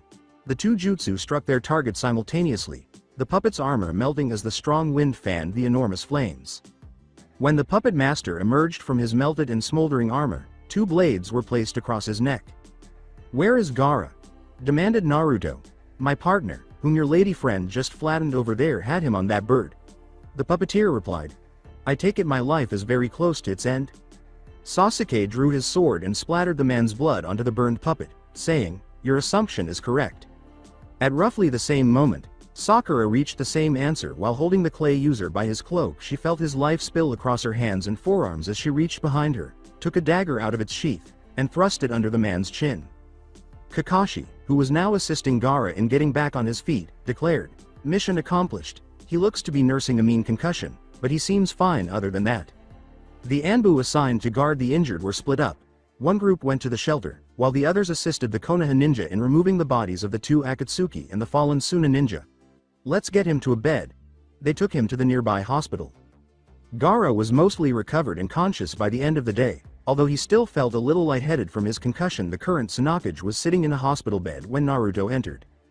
"Hey Gaara, looks like they gave you a good ass kicking," Naruto replied. "Happens to the best of us." "They took us by surprise. The scorpion puppet killed nearly a dozen Anbu. The explosives master caused hundreds of thousands of collateral damage, but we've got no dead from him. I remember falling, but I don't remember much other than that." Sakura, presently sitting in a chair and applying an ointment to her arms to help with her sunburns, remarked, "That explains the concussion and cuts. I'm thinking it's time for an outfit change. I've been wearing pretty much the same thing since I graduated from the academy." Sakura said Sakura's outfit did show a lot of skin, making places like deserts dangerous. Something that has more coverage. Naruto and Sasuke had both changed their outfits since then, and Sasuke added, "Plus you're the only one of us who hasn't changed what you wear since I've come to Konoha." Sasuke entered the hospital, looking exhausted and covered in sand. "Digging graves in the desert is harder than one would think." Sasuke replied. Sasori, a ninja who was originally from Tsunagakure, held up a stack of bills and said, "We have 40,000 for the puppet master and the explosives man is worth the same. How are we going to divide it up?" Kakashi stated, 20,000 for each of us." Gaara muttered, "I'd like to get some real sleep, if you'll all excuse me." Sakura and Naruto chose to explore the town while Sasuke and Kakashi went to the hotel. They wanted to enjoy some fresh air before heading back to the hotel. Even though it was late at the moment, they were strolling hand in hand down a street that was unharmed. The damaged areas had been closed off for repairs, which were scheduled to start tomorrow. Naruto felt her shivering from the bitter cold of the desert winter and offered his cloak as they were walking. "I'm thinking of using my old sword again. I like this one, but I've gotten much stronger since I came, so I think I can use the other one for a long period now. I had to get a new one a while ago, the one I had before broke. Ask Tenten to make you one. Her swords are great," Naruto replied. Naruto patted the blade on his side and said, "Or you can take this one." "I wouldn't want to take it, it was made specially for." Naruto said, "I'm offering it to you Sakura, please take it, besides, I'm going to be using my other one anyway." Sakura clearly desired it, but Naruto didn't because of its value. "But what about the engravings?" he asked. Naruto turned to her and said, "I want it to be Sakura. If you show them my sword while I'm there, they'll see it as a symbol of my feelings for you. I cherish you." She had been dating Naruto for almost 3.5 years, and he had been sending her letters and saying that he missed her more than anything. The warm hands on her neck and the lips on hers only made the effect worse. When they parted, she returned the 3 magical words. They had returned to the hotel, where the rooms were only big enough for 2 people, so Sakura and Naruto took the other one. He took off his gi. Sakura's eyes were fixed on the well-muscled and tanned body that belonged to her boyfriend, and he turned to see her still wrapped in his cloak. "Do you see anything you like?" He grinned, and Sakura rose, leaving the cloak on the bed, and approached him. What transpired could only be described as making love. Kakashi was sitting in a chair reading a book that wasn't Icha Paradise when Sasuke woke up. "Go wake them up, we've got to leave by 10, and it's 8:30. "Kakashi, why don't you do it?" Sasuke glared at his teacher before hastily getting dressed and crossing the hall. because I know what they were doing last night, and honestly I'd much rather you see Naruto naked than for me to see him naked. In an attempt to wake them up without entering the room, he knocked on the door and yelled into it. At last, Naruto, dressed only in his boxers, answered. What? As soon as Sasuke noticed the clothes strewn all over the room, everything made sense. Kakashi has sent me to wake you up, we need to leave by 10, and it's 8:30, Sasuke replied. They showered before getting dressed, then went to meet Kakashi and Sasuke, but Sakura stopped Naruto before they could reach the door. Give us some time, I've still got to wake her up. Naruto closed the door after waking her. Will you please keep the others in the dark? Sakura inquired. They left the room, and Kakashi sat in his chair, snickering behind a book, across the hall. That's fine, I wasn't planning on it anyway. How was it, Naruto? Kakashi turned to face his pupil. What was it like? Naruto made an effort to appear uninformed. He smiled beneath the mask, and Sakura's face instantly turned redder than the sunburns on her arms. Well, I'm surprised that Sasuke slept through it. Sakura was quite loud. Naruto stated gravely, Kakashi, if you tell a soul about this, I'll have your head. Kakashi stood up and took a bagel out of the cabinet, saying, my lips are sealed. It was strange to hear Kakashi discuss such topics. Well anyway, I hope you guys were protected. I don't think Sakura would want a child right now. We did. If you looked in the drawers of the nightstand they put some in there, Naruto replied. Sakura said, still flushed from the memory of Kakashi's previous remarks, we were careful. They knew Sasuke had finished his shower when they heard the shower shutting off. He seemed to be shivering when he emerged. Naruto questioned, did you just take a cold shower, Sasuke? Sasuke gave his friend a scowl and said, yes, I just took a cold shower. Their attention was diverted by a knock on the door when Naruto opened the door. Temari, Gaara's sister, was already there. Temari stated, I'm to be going back to Konoha with you. She served as Suna's ambassador and returned to Suna a few months each year. She noticed Sasuke trembling. Why is he shivering in the desert? Cold shower, please come in, we're not leaving for a while. Without being informed of Naruto and Sakura's actions, Temari joined in on the banter. They had all chosen to shift the topic and were now discussing everything and nothing. Sakura said, hey Sasuke, how come you've never had a girlfriend? Sasuke sat in a chair, warming up rapidly in his cloak, and said, because fangirls are not girlfriend material. There's plenty more than fangirls in Konoha. Naruto was preparing oatmeal when he said this. I know that Tenten has some friends that aren't even close to what one would call a fangirl. Maybe she can set you up. By 10, they had barely left the city after eating their breakfast in this manner. After Sakura inquired about Temari's battle kimono, Temari spent a large portion of the first day talking with her. Naruto and Sasuke were conversing about a variety of topics when the subject finally returned to Sasuke's romantic life. As Naruto put it, what about Temari? Sputtered, I barely know her, Sasuke said. That's what dates are for, just ask her out, I'm sure she'll say yes. Sasuke appeared doubtful when he asked, are you sure about this, Naruto? Naruto had lied through his teeth when he claimed to be certain about it. Absolutely, just go to her, and ask her if you can treat her to dinner, and if she says yes, then it's on, if not, then no harm done. However, it was successful. Sasuke replied, okay, fine, I'll ask her when we set up camp. Under his hood, Naruto grinned triumphantly and said, good. Naruto pushed Sasuke as they lay down. He walked nervously toward Temari. Temari Ayuma was wondering if you'd like to get some dinner with me when we get back to Konoha. Sasuke mumbled. Sakura watched in disbelief as Sasuke, the calm prince of Konoha, became uneasy around women. Temari grinned and said, Uchiha Sasuke, are you asking me out on a date? In an attempt to project confidence, Sasuke grinned and said, yes Temari, I am. Then Sasuke, I have this to say, yes I'll go with you. Sasuke, congratulations. Mentally, Naruto said. He gave his friend a look. Well then, if you'll excuse me, I have to get some sleep, she replied. For a few more hours. Sasuke was left on his own. Since he had first watched, Sasuke was a little ashamed of his little secret. He had been taught to face the impossible head-on by the world's best killers. But now he was anxious about asking a girl out. Sasuke thought. Fate had a funny way of doing things, but in the end, everything worked itself out. Naruto was performing sit-ups while hanging from a bar on the ceiling, while Sasuke was in the training room with the Uchiha, who was pounding on the stationary training bag. He unhooked his legs and started performing pull-ups. I'm telling you Sasuke, at least act like you're confident, even if you're clueless about what's going on. A ninja's best tool is deception. This goes doubly so for someone who is dating another ninja. With his sticks in hand, Sasuke attacked the canvas covered in sand, saying, "But I don't know what the hell to say. Would you like to know 100 ways to kill someone with those chopsticks?" He was joking. Just relax, remember your training. You can't fight if you're tense, just relax, be yourself, and don't bring weapons. Why not? Sasuke's attire was very similar to Naruto's, with the exception that he wore a black cloak and was dressed entirely in black. Just trust me on that one, don't bring any weapons. He dropped from the bar and started working on another bag. And it's getting into winter now, if she gets cold, offer your coat. I suppose that makes sense. Sasuke gave a shrug. Wait, coat, not cloak. Naruto concluded, yeah, we're going to get you some dating clothes. You don't have to meet her until 7, that's 12 hours from now, so as soon as we finish, we'll go get them in a bit. You wore your usual clothes whenever you went out with Sakura. True, but I never really asked her out. Our first date was a trip to the movies, if it can be called a date. There was also the time I took her to see the sunset. Naruto sighed. That's unfair, she basically fell right into your lap. They both finished training around the same time. That she did, or I guess since she was here first, I fell into her lap. After taking a shower and getting dressed, they headed to the shopping area.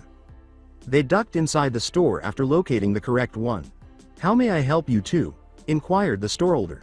Yes, my friend here has a date tonight. I was hoping you could give him something to wear. Naruto asked. For the woman's eyes glowed. She started working on suggestions for fabric, color, and measurements. Among other things, the finished image showed Uchiha Sasuke standing in a royal blue silk shirt, black slacks, and a black vest over it. He was looking at the woman's work while wearing a black pea coat over his arm.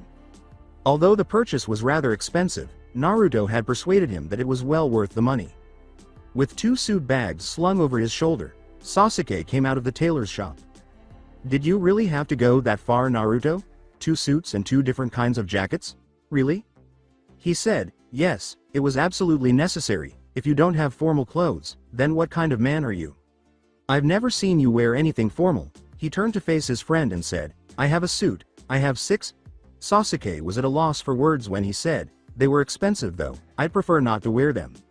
Sasuke had to acknowledge that he looked good when he looked in the mirror. The blue suit, which was dark blue and pinstriped and appeared black in low light, the white undershirt, and the trench coat with a belt over it. He repositioned the red tie. This was different from how he usually dressed for the Brotherhood, for freedom of movement, and for concealment. Upon the arrival of 7 o'clock, Naruto essentially pushed Sasuke out the door. Sasuke went straight to the house where the Suna ambassador stays, his trench coat billowing in the wind, to pick up Temari. He knocked and waited when he got there. When Temari eventually emerged, she was dressed in a black dress that fit her to a T, ended just below her knees, and had no discernible back. Temari, you look nice. Sasuke stumbled while speaking. When she looked at Sasuke, she said, thank you, you look nice as well. So what's the plan? We've got dinner reservations, and I'd figured we'd go from there. I see, then let's get going. Sounds like we've got a busy night. She grinned. Sasuke made every effort to avoid stuttering or stammering during the entire dinner. That he did so infuriated him royally. On a few occasions, Temari would laugh when he caught himself laughing. After that, it was worthwhile, but for the remainder of the time, he would simply consider his words carefully. When they wandered the city after dinner, Sasuke had given up his trench coat, and he couldn't really blame Temari for being cold because, even on this particular fall night, it was pretty chilly and she wasn't really dressed for the weather. After a while of their teasing, Sasuke abruptly stopped. What is it? Them. He gestured toward a group of 7 individuals, each wearing black pants and a black GI with shoulder pads and a 3-piece chest plate. Their hite were fashioned like dragon horns. They belonged to the elite of the elite, the Hayabusa, a division of the Uchiha clan. Sasuke, come with us. We need you to come with us. It's important that you do. I won't. Please leave us to our walk, he replied. As they drew their swords, Sasuke took off the coat of his suit and rolled up his sleeves to reveal a seal tattooed into his skin. Okay, then we'll take you by force. He produced a dagger as he ran his hand over it. The Hayabusa was aware that Sasuke had received assassination training, but they were unaware of his skill with a dagger. In a flash, Sasuke was gone, and the first Hayabusa was down in a spray of blood and a cry of agony. The second saw Sasuke and tried to strike him, but his sword was blocked, and he was disarmed and slashed by his own blade instead.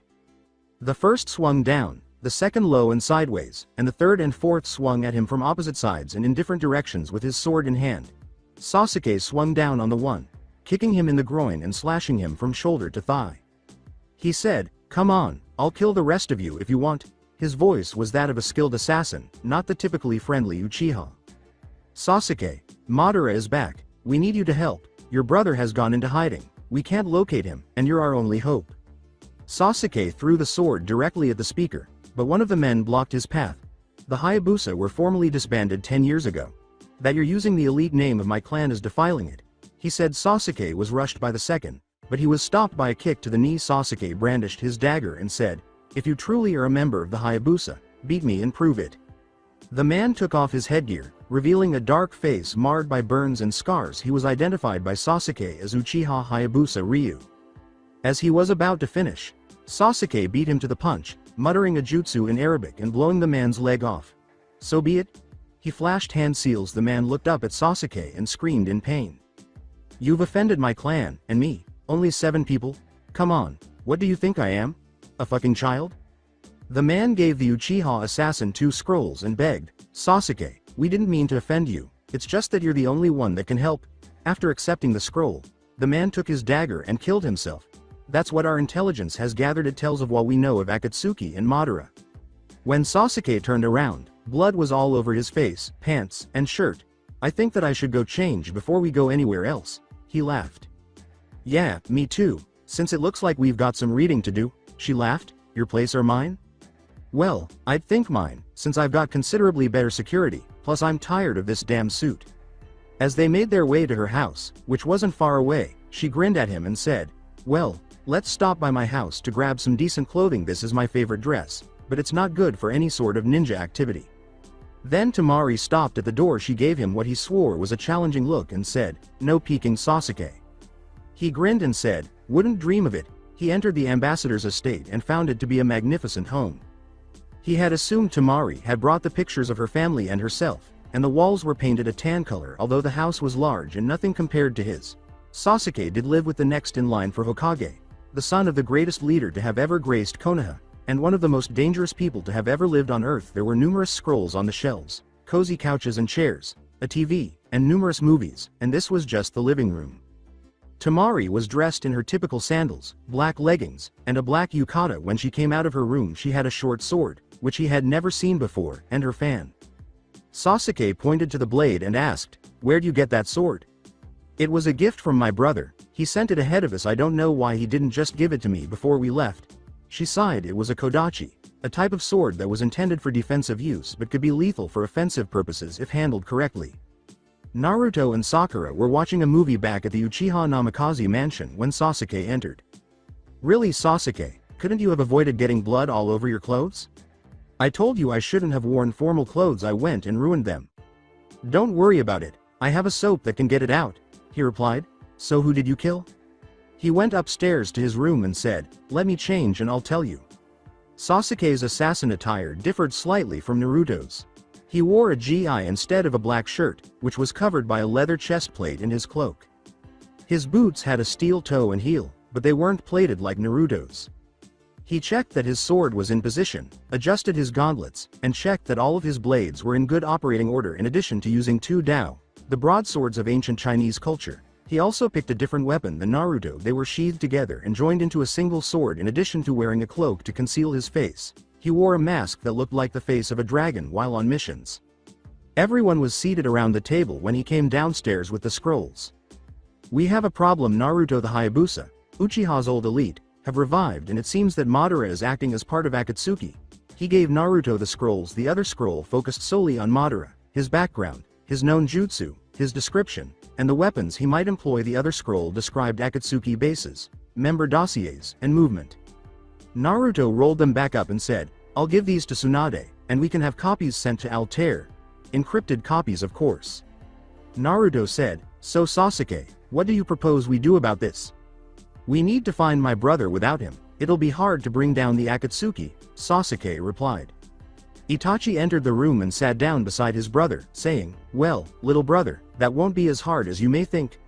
I see that you have father's blue spirit mask. A good choice. That'll spread fear. You're even using the same kind of swords as him. When did you get here, Itachi?" Sasuke was aware of the Uchiha massacre's truth and had good reason to think that the Hayabusa had fled because, like the Anbu when it was still controlled by the Uchiha clan, They had always been loyal to the Hokage rather than the Uchiha leader. Just after Naruto sent you on your date, he grinned. He glanced up at the ceiling and said, "Well, I've been here all day, but I didn't come here until just a few hours ago, and if you want to find the rest of the Hayabusa, I know where to find them. That's what our next move will be. We'll bring them here, contact Masayoff, and then move on the Akatsuki bases. I know where they all are, their layout, and who's stationed there." Itachi laughed. Finally, Madara will be going down. Sasuke, Temari, Sakura, Naruto, and Itachi had been on the road for 3 days. Temari chose to accompany him merely because Suna would be involved if there was to be war. They were traveling to a mountain village that was comparable to Masayoff but 5,000 feet higher in altitude. Masayoff was 7,000 feet above the ground. When they looked up from where they were standing at the foot of a mountain, they saw trees. They slept at the foot of the mountain before starting their journey at dawn. They reasoned that before nightfall, they could travel at least a few miles. Sakura was happy that she had chosen to switch up her style after taking a look at her current outfit. Like Temari, she was dressed in leggings and a black undershirt, but she also wore knee-length shorts and a gi. Sakura blushed when Naruto responded to Temari's joke that she looked like a guy by saying something like, "No guy has curves like those." Naruto's sword lay beneath her cloak, across her back. They slept after the first day of travel. Itachi had his own tent, Sasuke and Temari had theirs, and Naruto and Sakura had taken one. When they woke up the following morning, there was almost 2 feet of snow all around them. "Well, Sasuke, you wouldn't happen to have any snowshoes hand, would you?" He started muttering in Arabic. "Nope, but I've got something better, summoning art. Ajbal." When he was done, a huge lion materialized before him. Sasuke pointed out, "Well, Neko, it seems that you're doing well. We need some help. We need to be up there and it'll be difficult with 2 feet of snow stopping us. So I'm a pack mule now? Do I have to carry all 5 of you?" Naruto then called forth his own animal and said, "No, I've got my own ride. Hey, you like snow, right?" The Kyuubi, who was in a smaller form because Naruto's stomach seal only let a small amount of his chakra out, remarked, "It's not my least favorite thing to walk in. I'm glad these Hayabusa don't live in the desert." However, he was still large by human standards, making a horse appear diminutive. "Hello Ajbal, it's nice to see that you didn't get stuck with a dumbass." All lion summons were paired with a single human, and 1 cat to 1 human. My thoughts exactly. The assassins definitely picked a good one to pair me with. They mounted their animals, and Naruto and Sakura mounted the fox, whose small but strong frame allowed it to outpace them. "I quite like this one. He's smart, and has a sense of humor. No sense in dawdling. Let's get going."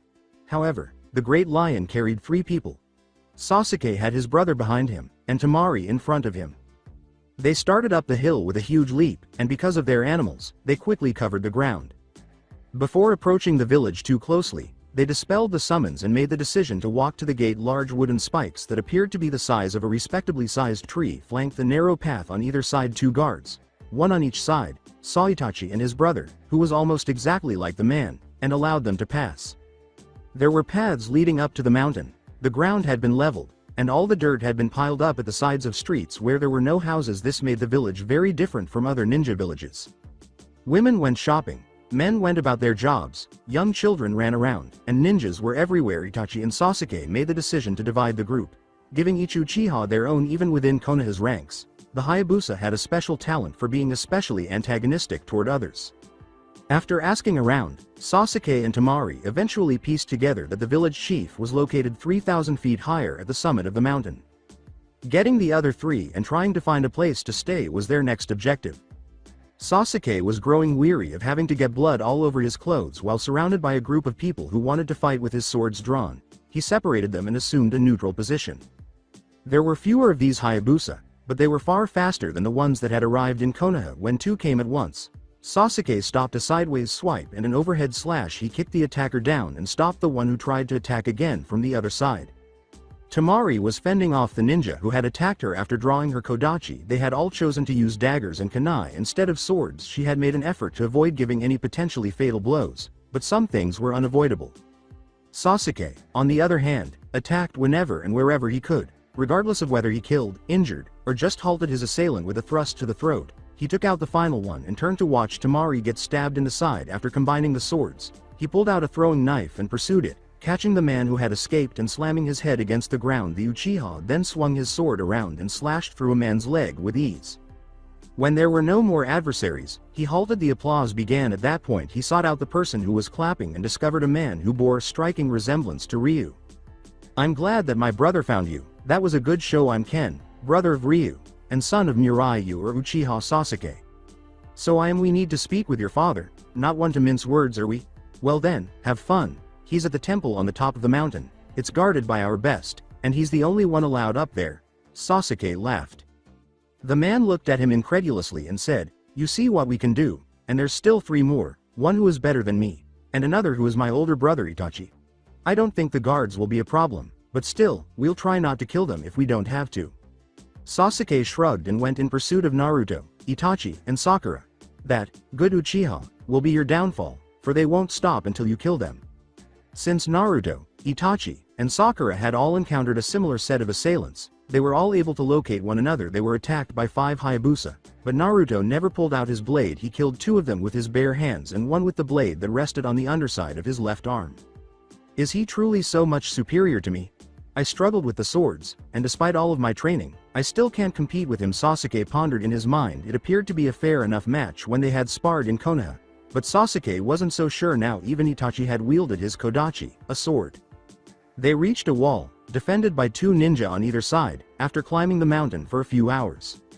The largest of the guards said, "You cannot pass, only our clan's leader is allowed up in the mountain temple. Leave, or I will be forced to kill you all." Naruto found it hard to accept that 2 Uchiha himself, Sakura, and Tamaria, who were considered the best kunoichi in Suna and Konoha's ranks, could be killed by 4 guards. No matter how skilled they were naturally, Tsunade was not allowed to do that because she was the Hokage. He grinned. "Let's make a deal. You and I fight with our bare hands, no weapons at all. If I kill you, then we pass. If you kill me, then the rest of us leave," Naruto replied. "You think you can kill me with your bare hands, assassin?" He grumbled. His spear fell to the ground, and he said, "I'll accept your challenge." He put down the holsters for his other weapons and the belt that held his sword. He also took off his armor and gi, revealing strong muscles and numerous scars. After taking off his boots, knives, sword belt, and gauntlets, Naruto was left standing in just his pants, leaning over. Tamari spoke to Sakura in a whisper. Sakura bit back a laugh and snickered. "You picked a good one. He's hot." Naruto rolled his shoulders and extended his arms. He ducked the man's punch, which was a quick blow with a lot of force behind it, and then punched the man in the body. It's bad to treat a weapon like that. Throwing it down, you should take better care of your equipment if you wish it to serve you well. He took a step back and grinned. The man tried to advance and launch another attack, but Naruto's quickness stopped him. He was knocked down by the elbow that struck his head. Knowing he was luring the man, Naruto dropped his hands to his chest and started to bounce on his toes, feeling the cool dirt beneath his feet. "So sure you can beat me now, Hayabusa?" he asked. The Hayabusa attacked once more, but Naruto dodged the blow, which sent him straight into a knee that caused blood to flow from his nose. Naruto smiled as he stepped in and gave the man a quick jab in the face, followed by another, before slashing out with his strong right hand.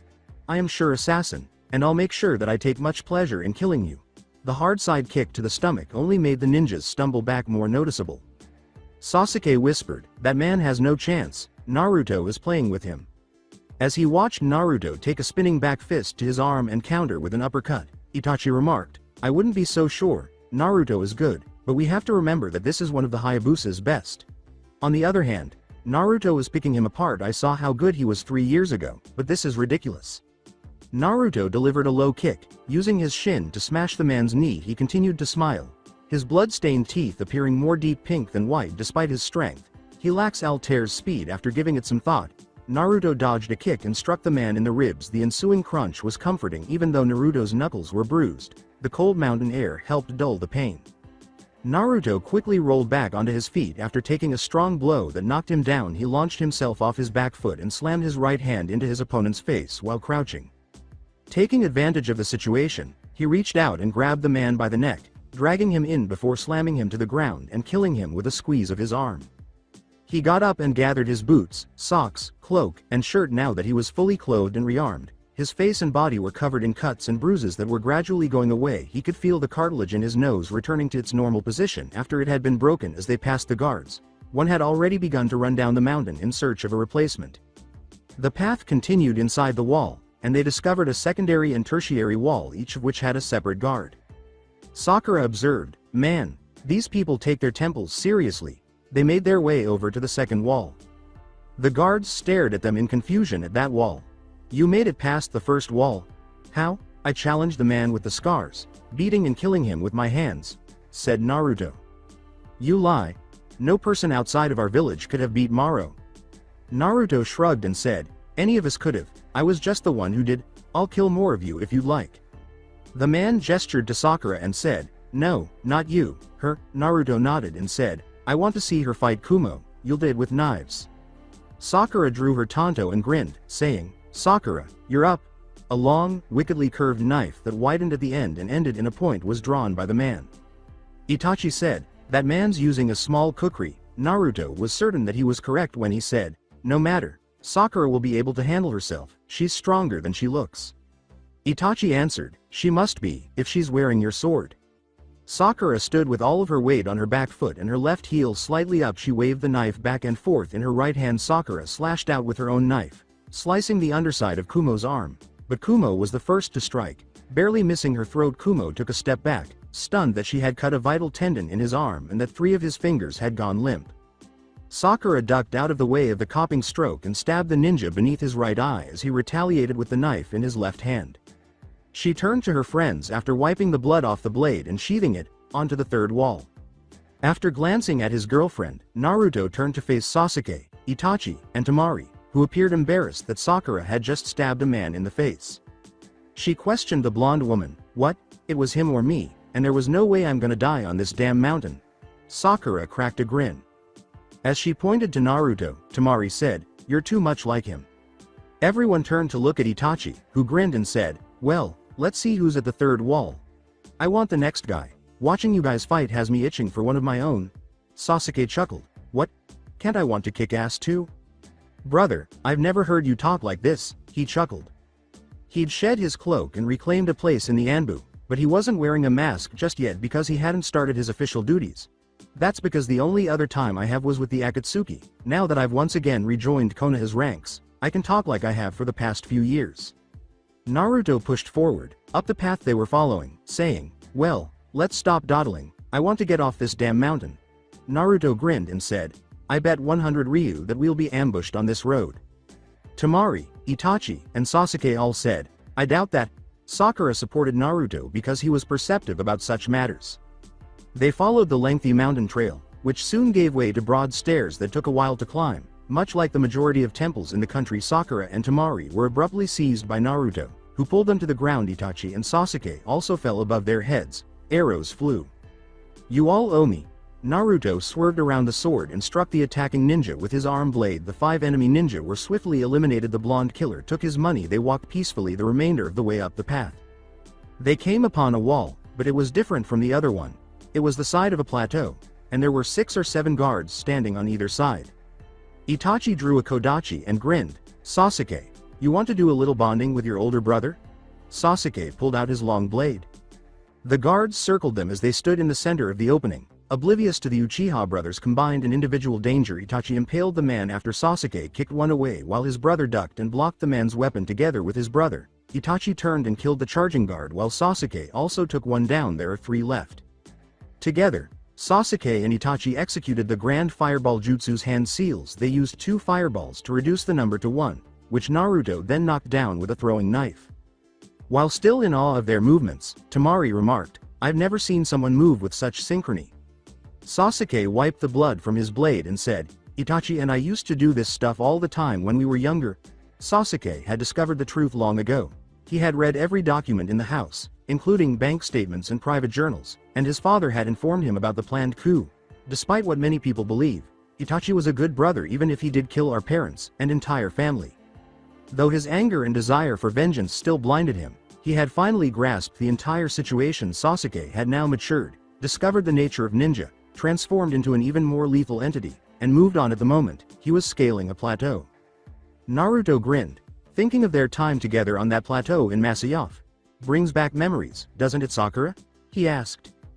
As she arrived at the summit, she remarked, well, yeah, but we didn't have to fight our way to the plateau, and I think that one was taller. Gazing up at the temple, she said, yeah, definitely taller. Indeed, it was a temple, resembling a Buddhist temple, but there were numerous statues of Tengu in place of Buddha. Sasuke remarked, just like home. Itachi concurred, saying, "Yup, this is definitely a Hayabusa temple." With a shrug, Itachi continued, "Let's see who's home." A human-like figure swung a huge sword at his location as he halted and leapt back. The Nine-Tails Fox remarked, "That's a demon, not a Biju, but a demon no less. We've got a sticky situation here guys. That's a demon if I've ever seen one," said Naruto. Itachi pulled out his Kodachi, Temari pulled out his sword, and Sasuke pulled out his Dao. Sakura pulled out her sword, the light blade settling easily in her palm. The demon was on Sasuke in an instant, and its enormously powerful body swung the Zanbatsu at him with both hands, knocking him to the ground. Itachi and Naruto launched attacks from both directions, but were stopped by a pair of tentacles that emerged from under the attacker's clothing. The kunai flew true, straight for vital spots, but Sakura and Temari's attempt at a projectile just struck the skin and fell. With the blade still weighing heavily on him, Sasuke had succeeded in pushing himself to his feet. The heavy blade fell, cutting deeply into the ground as he shifted his body, stepping wide with his right leg and sliding his left closer to it. The demon yanked fiercely. Sasuke yelled, "Itachi, Amaterasu," in reference to the black flames that Itachi was capable of summoning. The drain in his chakra and the appearance of the black flames without his brother's permission were unexpected. After he fell from the drain, he became dizzy. He looked up and asked himself, "What the hell?"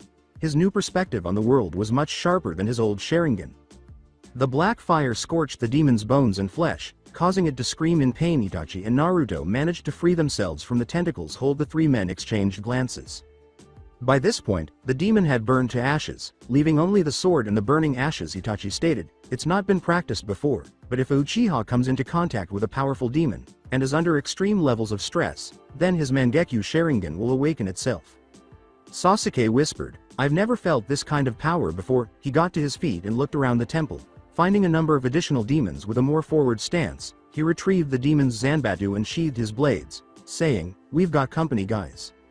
With his dagger in one hand and his sword ready, Naruto muttered, "That's a development." "She was literally doing it already," Naruto observed, adding, "Stay close Sakura, Temari. Watch Sasuke's ass." Sakura laughed. Demons poured out of the temple's entrance as they all approached it with his sword in his hands. Sasuke struck the demons with single blows, their movements appearing too sluggish. Naruto dodged a demon's claws, slashed it with his dagger, then swung around for a third stab. Sakura kicked one demon in the stomach, elbowed it across the face, which she had found to be iron hard, and blocked its claws. Sakura, stay with the blade. Cutting one in half and driving the assassin's blade through the skull of another, she pondered. Temari was a wind user and wasn't a fool, so she let the assassins play with their blades. The demons were deprived of their speed by her fan's gusts, which caused their bodies to sustain bloody gashes. Itachi had to respect his brother's skill because, despite the fact that the sword he was wielding must have weighed close to 100 pounds, he was wielding it as a smaller weapon. Itachi himself preferred lighter, frequently shorter blades, using single blows to dispatch demon after demon. In a sea of demon corpses, the five finally came to a halt. Their eyes darted from one to the other, and the abrupt inaction created a void in their bodies, rendering the adrenaline they were already experiencing pointless. Sasuke was the first to hear the applause. The purpose of the slow, intentional clapping was to highlight the clapper. When they all looked up, they saw a muscular man with bare chest and white hair. The sword seems to have found its new host. The blade you hold is the dragon sword in its incomplete form. The man replied. Sasuke sensed the energy within the blade and saw the change as it changed, saying, "It will bond with you, taking the form of the weapon your spirit tells it." Sasuke gripped the sword tighter, saying, "You mustn't let go of it, no matter what. If you do, it will self-destruct, killing all of us." The blade appeared to be forming itself, shrinking. After the sword's shape-shifting was complete, the Uchiha held a katana with a deep crimson handle, a blade as black as night, black handle fittings, and a circular pommel that featured a dragon. "It seems that it's finished. Try it out, form your chakra around it," Mirai replied after following instructions. Sasuke was shocked to see the sword burst into black flame. "Just like the flames you used to kill the demon." Itachi said, "You seem to know a whole lot about this sword." "I should. I've spent my entire life studying it, protecting it, using it, and now I'm passing it on." Mirai took his seat. Mirai motioned them inside and said, "Now why are you here?" "No, come inside, have some tea, then tell me." During Naruto's explanation of the circumstances, Mirai repeatedly nodded. "It seems that my son trifled with the wrong bunch and got himself killed, but I understand his concern. You now possess the key to destroying Madara. That sword is also known as Demon Slayer, because that was why it was created. Madara himself was once human, but if my understanding is correct, has changed substantially. Sasuke had previously questioned why Itachi had vanished following his training, but now he understood he had resumed his tunnel digging. Nearly the entire fire country was now covered by the system. They were now inside the aforementioned tunnels, making their way to Fort Akatsuki, the location where Sakura and Naruto had been taken upon their capture. He was now much more powerful, quicker, more intelligent, and more adept at fighting in all ways that Tatsuki would cut her into tiny cubes if he returned. Ninja ration supplies served as dinner during the night spent in the tunnels. Sasuke ran his fingers over the sword's grip. Sasuke asked no one in particular, "Do you think that my Mangekyo has something to do with the fact that the sword chose me? What if it hadn't chosen one of us?" Temari put her hand on Sasuke's shoulder and said, "Don't worry about what could have happened, instead, focus on what is happening." Sasuke grasped her hand. Naruto grinned, his savage appearance heightened by the firelight. "I see that something good came of you wrecking those clothes that we spent so much time and money on?" he asked. "Definitely." His smile conveyed a sense of contentment while maintaining composure. "Most definitely." "So we're seriously attacking an Akatsuki base on our own? Without backup?" Temari inquired. Itachi took another bite of his ration and nodded, saying, "That's exactly what's going to happen. We'll have Sasuke run a recon mission, possibly have him and Naruto take out the guards before we head in, full force." "5 on how many?" inquired Temari. Doubtful, Itachi remarked, "Probably around 500. Why? Nervous?" "The Sand Ninja. Of course I'm fucking nervous," exclaimed. "I'm not. You need to remember that we're supposed to be the best of the best. Konoha, Masayoff and Suna, we have 5 of the best from those 3 here." Sakura said, remembering how small the hallways were. Sakura remarked, "Besides, in close quarters combat like we'll be facing, things will be different. You won't be facing 5 and 6 people at a time. More than likely, it's going to be a few, 2 or 3. Sasuke took off his cloak and strapped his weapons to his body. "Unless a Sasuke, do you still have the explosive tags? I'm thinking we could even the odds a little." He took out a rolled bundle of them from one of the pouches on his belt. Sakura inquired, "What do you plan to do with them?" Itachi grinned and said, "The ceiling. He's going to collapse the ceiling." "Naruto, are you sure that they didn't train you too well?" He followed Sasuke's example, saying, "No, this is my job, ambushing, raiding, assassinating. I was raised for this." The cloaks would make it difficult to move, and since it was now summer, it was too hot to justify wearing them in battle. Temari appeared uneasy. She was aware that they were assassins, but considering how young he had been trained to commit murder, she realized that she was similarly inclined, albeit not nearly as direct. Itachi spread out his sleeping bag and said, "We strike at dawn, get some sleep." Plus in the morning, they left the tunnel labyrinth and went down the wall, hiding in the brush and trees close to the base. Naruto and Sasuke crept up to the nearest spot close to the base's entrance and struck, mercilessly taking lives with their blades. They then proceeded to methodically place the explosive papers on the roof after Itachi provided them with a hand-drawn map of the base that indicated the locations of the doors and walls where the least amount of damage could be caused. They armed the explosives and rejoined their attack force. 3.5 years ago, the blonde assassin had given Tatsuki a scar across her Achilles tendon, which she had been examining while taking a bath. At that moment, the ceiling blew up. She hastily gathered her belongings and made her way to the ground floor. When Naruto noticed the ninja emerging from the wreckage, the 5 of them hurried to stop them before their numbers became too great. Sasuke avoided weapons like swords, spears, kunai, and jutsu until he ducked a fist. Sheathing his sword, Naruto exclaimed, "Sasuke! That one's mine."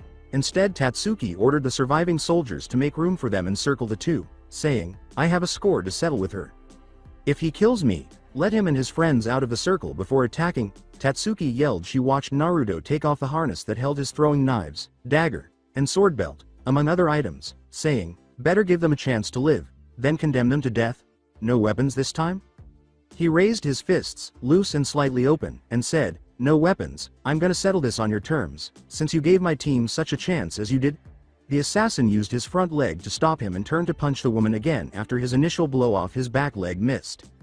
She was thinner than most of her targets and much more flexible, so the dodging was challenging. He had a plan. Naruto threw a left hook, and Tatsuki was too close to back away. She ducked, but a hammer fist slammed into the back of her head. Naruto gave her permission to stand. "You've gotten better, kid. Last time you only beat me through your tricks, now you're standing on par with me." He grinned at her remarks. He moved even more quickly, feinting with his left and delivering an uppercut to Tatsuki's stomach, saying, "This isn't my best. I can still kick it up a notch." The favor shifted in his favor at that point, and he tightly wrapped the inside of his forearm around her throat while grabbing her neck by the back. He felt the woman writhing in his arms, which was strange because he had never choked someone to death. He then continued to knee her in the chest, choking her the entire time. Naruto fell when she punched him in the groin. Tatsuki started kicking and stomping on his head as soon as he hit the ground. The adrenaline started to kick even more forcefully as Naruto felt the foot slam into his head. The woman fell to the ground as Naruto grabbed her foot and pushed as she stood. Naruto rolled over and punched her in the face, knocking her to the ground once more. He could feel his nose breaking and the bruise that was growing over his left eye when his metal-plated shin struck and broke ribs. The assassin showed no mercy. He took hold of her dark hair and repeatedly struck her in the temple, knocking her unconscious after 3 or 4 blows. He then grabbed her neck and broke it. "Is there anyone else?" he asked, surveying his surroundings. He yelled again, "Is there anyone else?" But no one turned to face him. Well, whatever. He walked through the crowd after strapping his sword once more. There were only 40 or so killing them all wouldn't be a huge task. He asked a man, "Where is Madara?" "I don't know," he said, trembling and afraid. They then left the throng of soldiers there to encircle the lone corpse in the clearing, saying, "Then find him. Tell him that Uchiha Sasuke, Uchiha Itachi, and Namikaze Naruto are looking for him." The group of ninja and assassins swiftly and undetectedly returned to the tunnels, but the Akatsuki soldiers made no effort to pursue them in an attempt to get back to Konoha as soon as possible. They hurried through the tunnels, swiftly sweeping up their equipment. They came out 5 hours later, a few miles outside of Konoha, their clothes covered in dirt, their eyes still getting used to the light, and their breath heaving after examining them. Itachi burst out laughing. Naruto questioned, "What's so funny, Itachi? We look like we've been digging the tunnels, not using them." Sasuke said, "Let's get cleaned up before we go see Tsunade." Naruto's voice was as hard as steel, leaving no room for debate. "No, we need to see her now. It won't take long. Then we can get cleaned up, 3 of us live in one place. The ambassador's quarters aren't that far from our house and Sakura has clothes at home." After complying, they all made their way to the gates. Tsunade gasped when she saw Naruto's face inside the office. She saw his nose at an odd angle. His left eye was dark and swollen, and his nose was severely swollen and clearly broken. "Did you get in a head-butting match with a mountain goat?" she inquired. Naruto threw the ring on the desk and said, "I had something to settle with Arisawa Tatsuki, one of the Akatsuki members. It's settled." He then reported on the events that transpired in Fort Akatsuki. "Naruto, I don't want you getting into fistfights with ninja who specialize in taijutsu again. This Tatsuki woman must have been seriously tough to do this kind of damage to an assassin." Tsunade responded. "Sakura's tended to you, no doubt?" Naruto said, "Yeah, it'll all be gone by tomorrow now. If you'll excuse us, we need to get changed." They all turned to go to the Namikaze Uchiha mansion. According to Namikaze, a broken nose hurts a lot as it healed itself. He experienced a tingling sensation that persisted for about 6 hours. The bruises were still visible on his face, but the swelling had subsided. Sakura had made the decision to take a long bath. Itachi was watching a scary movie, and Naruto was reading a book and didn't know where Sasuke and Temari were. After deciding he was tired of reading, Naruto took a seat next to Itachi on the couch, who was eating a Pocky stick. Naruto asked, "What's going on?" as he noticed a dark-haired woman with blood all over her body, holding a torch in one hand and something resembling a pickaxe in the other. "The creatures are like bats, they see with sonar." She just killed 2 of them and then stabbed her friend, because she thought it was one of the monster things. Itachi clarified the matter. Naruto glanced at his coffee table's movie case. Itachi pointed to the 3 bags on the other couch and said, "The Descent. I went and bought some movies while I was out earlier. We don't have enough horror movies. There were probably 3 dozen films inside." Naruto shuffled through the films, seeing a variety of action, horror, and sci-fi films along with a few comedies. "Whoa, thanks Itachi." After setting the films on the shelf, Naruto took a seat again and watched the remainder of the film. Sakura had relished her bath. Nothing compares to letting the stress in your muscles melt away after washing the blood and grime from your skin and hair. When she entered the main room after dressing in a yukata, she saw Naruto and Itachi debating whether or not a movie scene was truly feasible. "No, I'm telling you Itachi, it is possible to kick someone through a wall," Naruto replied. Itachi's words were composed but tinged with dissatisfaction. "Naruto, it's not possible if the wall has support beams in it, like most walls do. But look at that building. They're in the middle of the desert where the supplies to build a proper house are scarce. It's made of mud." The 2 were asked by Sakura, "Why don't you try it? Make a wall out of mud, and kick the other through it." "Naruto, since you were recently injured, Itachi can be the dummy." She was beaming at her partner despite his grimace. Itachi nodded.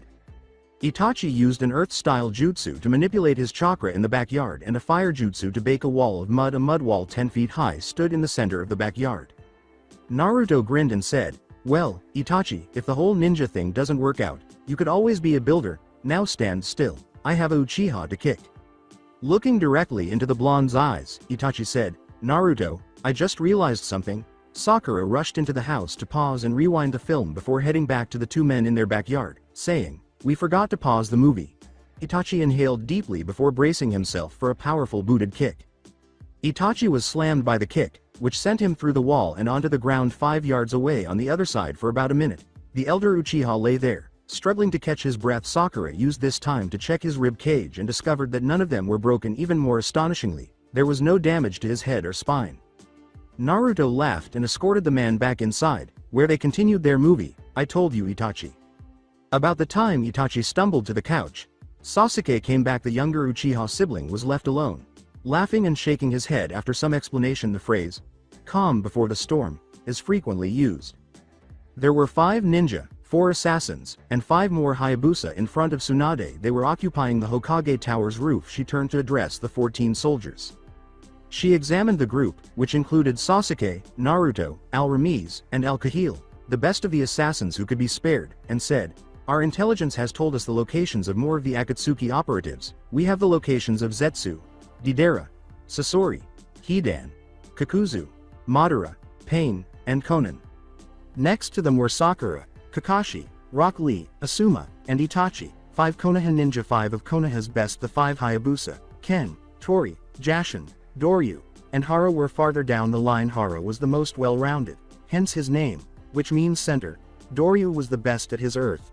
Jashin, named for the god of death, possessed a variety of lethal genjutsu. Tori, his wind jutsu, and Ken, his taijutsu and kenjutsu. They're at 2 different locations. Hidan, Sasori, Deidara, and Zetsu are all in one location. According to our last reports, 1 group of you will be sent that way. The rest of you will be sent after the remaining group. The most dangerous ones are all in one place, and because of that, only 4 of you will be sent to fight the soldiers, while the remaining 10 will be sent towards their base. A base that was used by Orochimaru before he was killed in the Sound Invasion. Sasuke recalled the Snake Man and his deceitful. Everyone had been wondering, but only Naruto had the courage to ask, "Who is going where?" She glanced at the other members of the group and said, "Good question, Asuma, Lee, Al-Kahil, and Doryu will be sent after the less dangerous group. Asuma, you're the leader of Group A. Kakashi, you have the most field experience out of everyone here. You're the team leader for Team B. Naruto, in the event that Kakashi dies, you're the leader." Naruto grinned and said, "Let's hope I never have to be the leader, Kakashi?" "No doubt, but you never know what can happen on missions," Kakashi replied. "So, Hokage-sama, anything else?" The Hayabusa were the only ones who remained. "Not today. I'll give you the locations of the bases tomorrow, and you'll leave on Tuesday. 2 days from then. For now, you're dismissed." As was his custom, Kakashi was standing in front of the hero's monument. "Well, sensei, this may be my last one. We're going after the Akatsuki, the guys that have been trying to get your son for a while." Kakashi responded. He heard someone approaching at that moment, and when he looked up, he saw Naruto approaching. "Hey Naruto." Naruto took a seat in the grass and remarked, "Let the dead sleep, keep a journal or something. Why do you wear the mask, Kakashi?" "I've always worn it, I'm just used to it, I guess." Knowing he was prying, Naruto asked, "Are you sure?" Kakashi glanced down at the younger man and asked, "Or is there a reason for it? Are you trying to hide from something? Can you honestly tell me it wouldn't look weird if my Sharingan was covered, and my face wasn't?" "Okay, that's one for you I suppose. That's the only reason for it anymore. I don't have the ability to deactivate the Sharingan. If I could find that out, I might consider taking the mask off. When we get back from our mission, I'll help you with it however I can."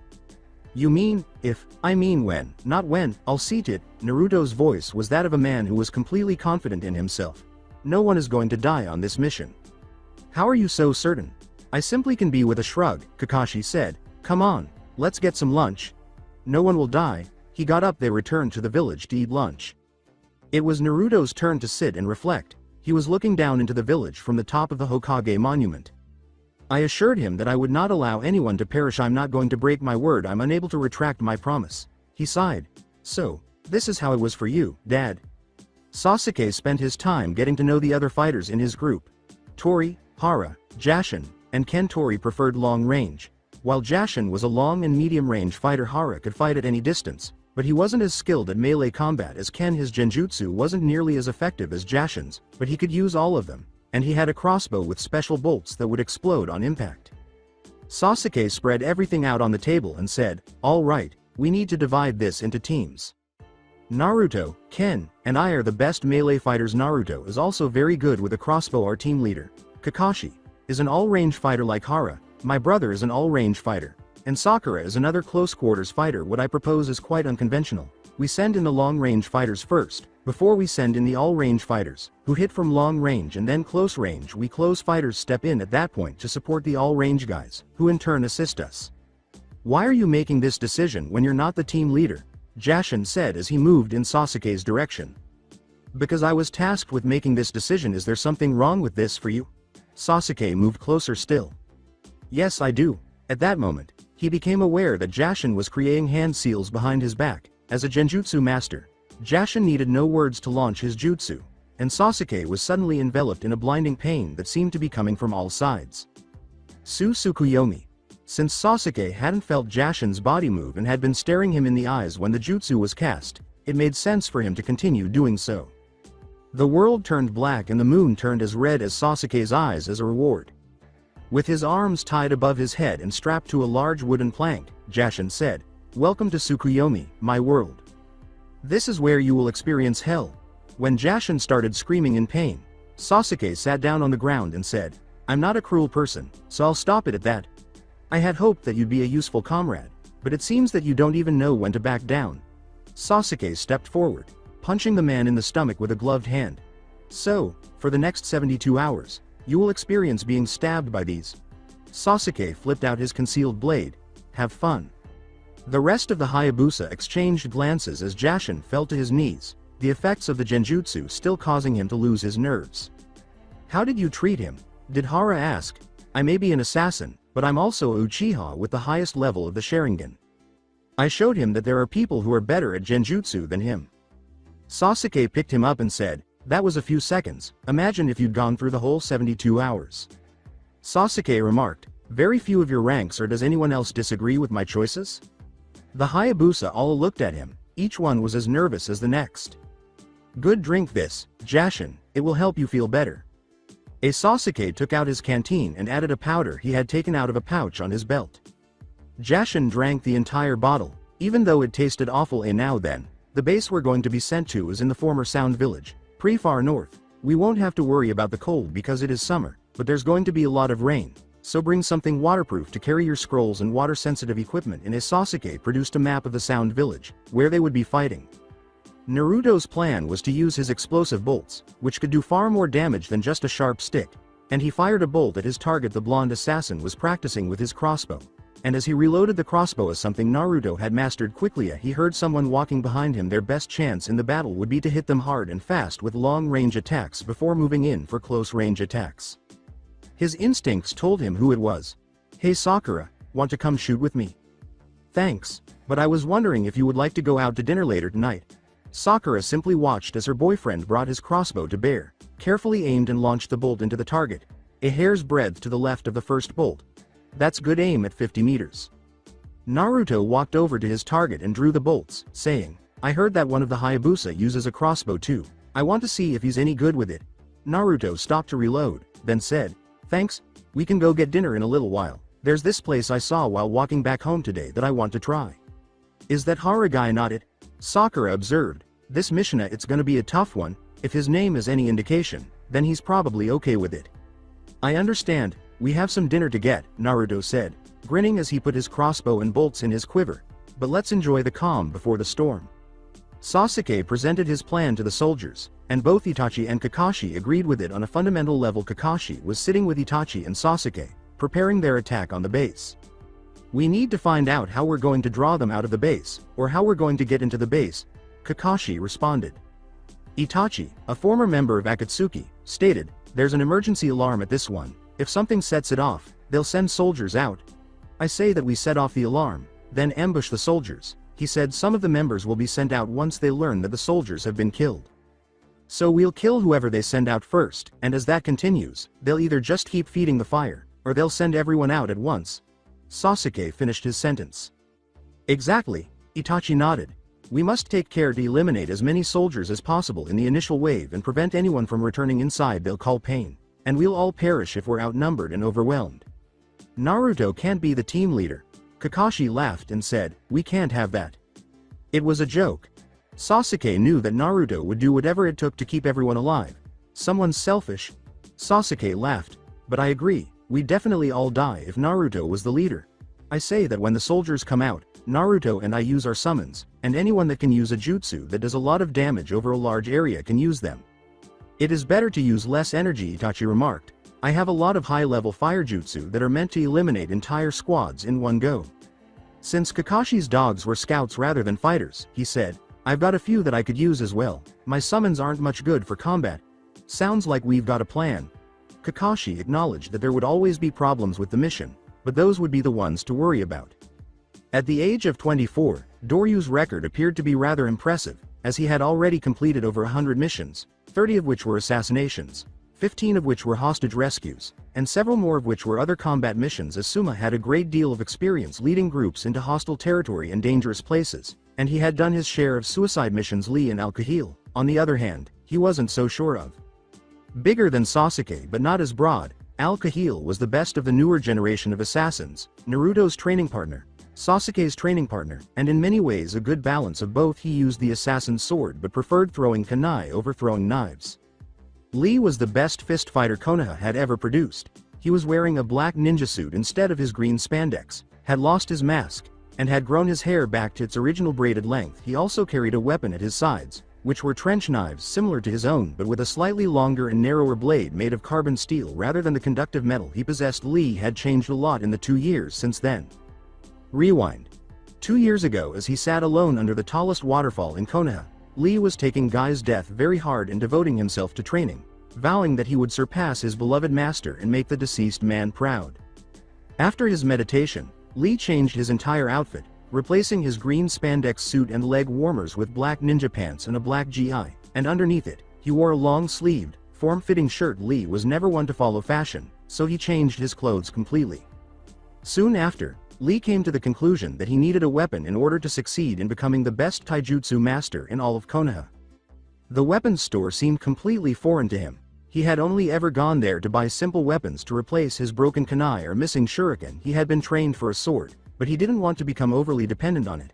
Maybe a dagger would be a better option, smaller but much harder to master because of its short length. Then he saw them, handles that resembled knuckle dusters, with a brass stud protruding from one end and a 7-inch blade at the other. He spent some time getting acquainted with the weapons after purchasing them, and it was then that he started to consider what was preventing him from using chakra. It occurred to him that if he could see exactly what it was, the hospital's medical examiners could determine the reason and possibly assist him in achieving his objective. Lee went to the hospital to see an examiner after his morning training. Strangely, the results showed that the only issue was that his chakra system was not well formed. At that time, it was determined that there was a type of therapy that could help him because it involved using a steroid, similar to a soldier pill, that would help grow his chakra system with the right training. He was given detailed instructions on how to use them, which included taking one before training and then having his chakra pathways expand as he continued to train both mentally and physically. Lee, who was never one to learn many jutsu, used the chakra he had learned to use through 6 months of walking trees and walking water to improve his physical skills. He had learned the Kage Bunshin and basic jutsu like the replacement jutsu, and he could manage 10 one day. Kakashi happened to stumble upon him fighting with shadow clones and informed him that the clones retained knowledge after they were killed. At that point, he began forcing them to read books while he trained with his body, fists, and knives. A year and a half later, Lee was regarded as a great ninja. He only knew a few basic jutsu techniques, most of which were stealth or taijutsu enhancing techniques, but his taijutsu was far superior to anyone else's in the village. Having achieved his goal of outperforming Guy, Lee was frequently spotted meditating close to Guy's graveyard, not in the graveyard, but rather close to the training ground where the ninja trained with his cherished Tima, and, instead of cutting his hair, Lee braided it. Lee defeated Neji in a taijutsu match shortly before Naruto returned. Flashback. Final. This iron determination gave him a small amount of peace, knowing that Lee would overcome whatever was in his way. Lee had, in fact, improved by leaps and bounds. When he found something he couldn't overcome, He attacked it with all of his strength and will until it was overcome. And then he was that much stronger. Lee's life had consisted solely of obstacles that he couldn't overcome at first. The ninja they would be facing were discussed when the camp was set up, and it was decided that Lee would take on Deidara because he was the only one who could avoid the explosives the man was known to use. Asuma himself would take on Hidan because he was the oldest and most experienced shinobi on the opposing team. Doryu would take on Zetsu, the man who was supposedly the master of all things earthen. And Al-Kahil would take on Sasori, the puppet master. Although Al-Kahil was primarily a taijutsu fighter, he had a special surprise for the puppet master. It took them 2 days to arrive at the camp's purported location, which was inside a deep ravine. However, locating it was a completely different matter. Although the shrine gate in the river indicated its location, a huge boulder stood in their way and was unabated by Lee's strongest blow. Although the rock is sealed, what about the surrounding walls? Doryu started working on hand seals right away. Earthen arts. Earth shaping.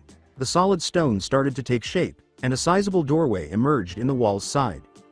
I can tell that you're all pretty smart. Good. Out from the hole approached a man-shaped being, a massive maw of what appeared to be a flytrap.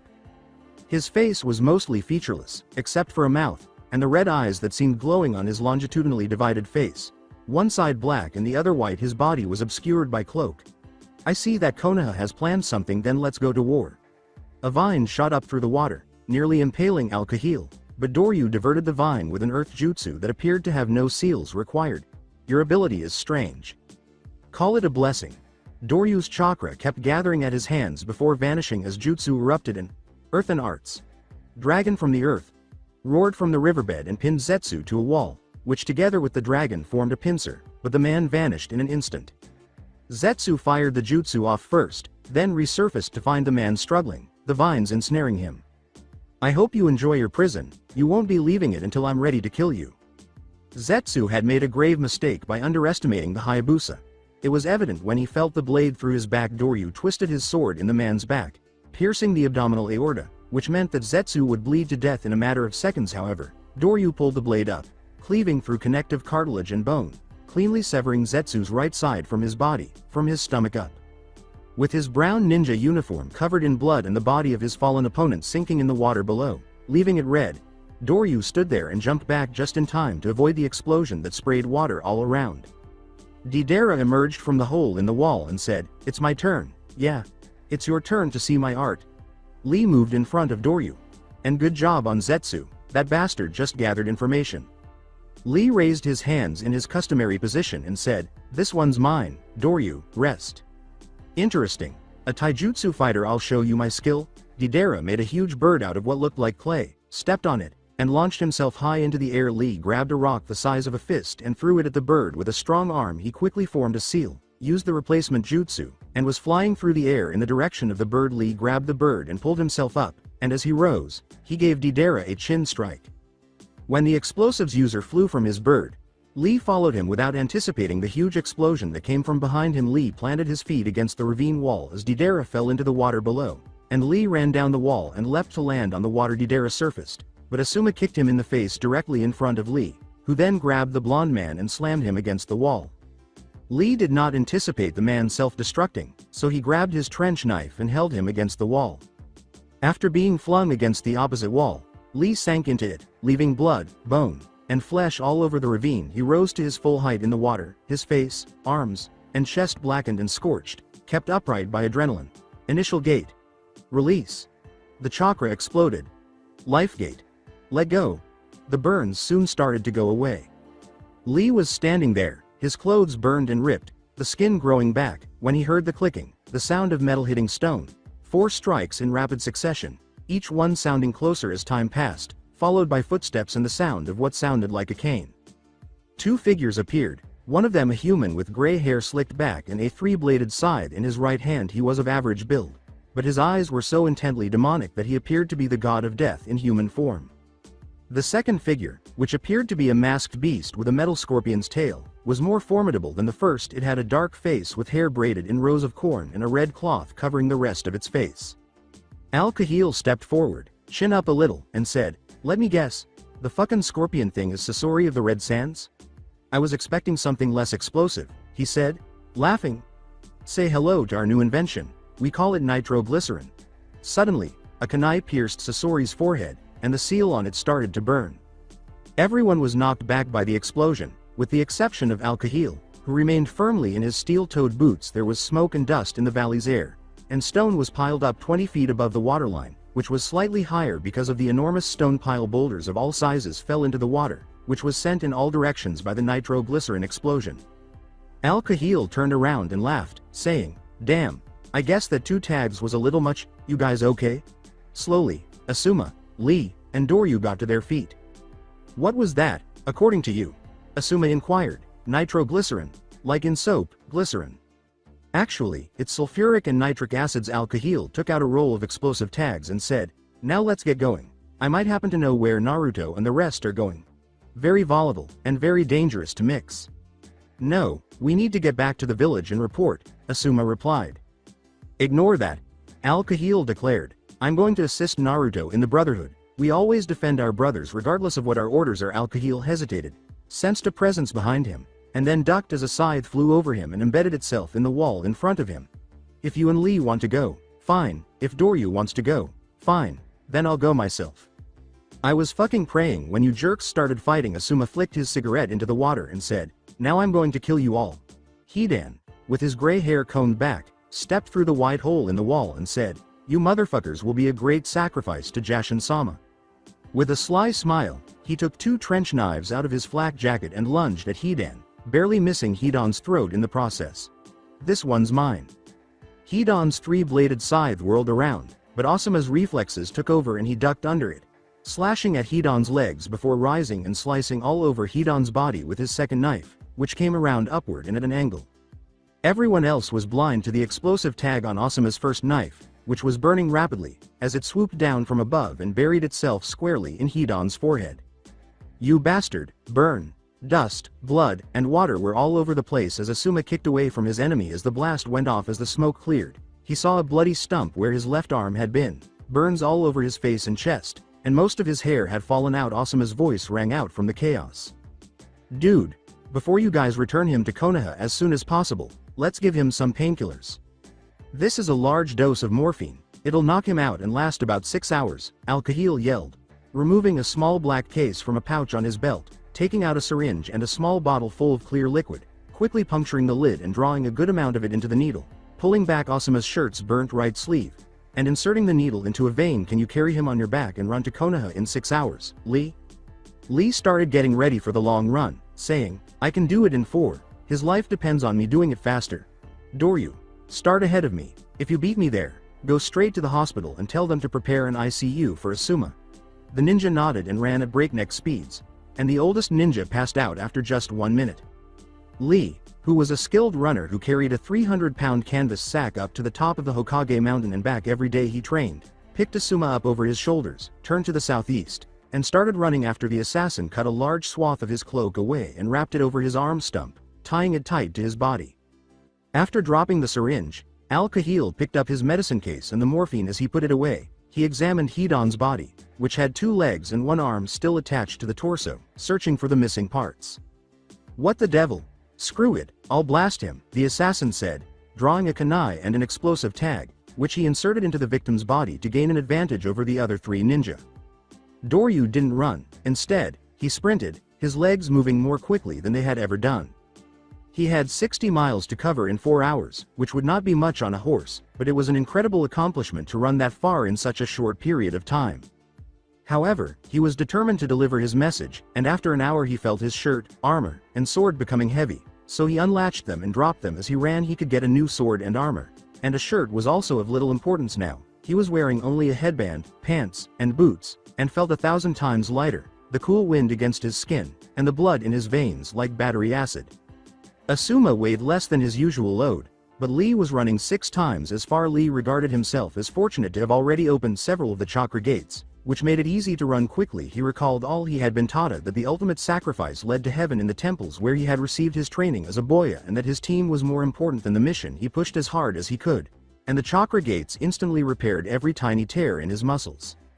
It was like wading waist deep in moss, which wasn't a bad description of the plants that grew on the ground in Otto. Al-Kahil was heading into the former Sound Village, a place he had visited previously. As a spy rather than an invader, it was a damp, dank, and tropical environment that Orochimaru had preferred in his days among the living. Al-Tair leapt over the wall in one bound and saw the final battle in front of him. Naruto, Kakashi, Sasuke, and Itachi were all fighting back-to-back against over 20 Akatsuki infantrymen, with Sasuke carrying only his dagger and his sword not yet drawn. Sakura and the Hayabusa ninja were fighting off a similar group to his left. Sakura's sword was slashing bodies, breaking swords, and piercing armor, but what seemed most amazing was when she landed a single blow that collapsed a man's ribcage. He drew his sword, cracked his knuckles, and leapt from the wall, landing his boots on an enemy's skull, ducked under a spear, and his concealed blade pierced a knee. As seconds and minutes went by, Lee's load became no heavier as he lost feet, yards, and miles. He readjusted his load once, but he did so while running, and as gently as he could. Asuma's weight was centered between Lee's shoulders, and to Lee it felt like relatively little. He focused on his objective of getting to Konoha within the next hour, before his time limit expired, because he was certain he was close enough. Doryu had already run this distance, so it wasn't the distance that killed him. Rather, it was the speed, as he was running it in less than half the time he usually needed to. Nevertheless, he ran because his life, the life of a father, a husband, a great ninja, and the leader of his Mishina depended on it. Every time his boots touched the ground, more battery acid was pumped through his veins, but his goal was almost there. In just 30 minutes he would instruct the hospital in Konoha to get his commanding officer's intensive care unit ready. The Hokage felt like a storm was coming, but the sky was clear, which confused her. Tsunade rarely worked at the hospital, but she had filled her apprentice's shift because Sakura was on a mission. It had been a rather dull day for her, checking on patients, writing prescriptions, and other simple and monotonous tasks. She was curious when Doryu burst through the door, his skin red, chest huffing, shirtless, and weaponless. Lee is right behind me, and Asuma is in critical condition. Get an intensive care unit ready for him. After he passed out, Shizune approached Doryu, felt his pulse, and glanced up at Tsunade. He's dead. She shut his eyes. Tsunade, what intensive care unit will we use for Asuma? Get me a stretcher so we can move him.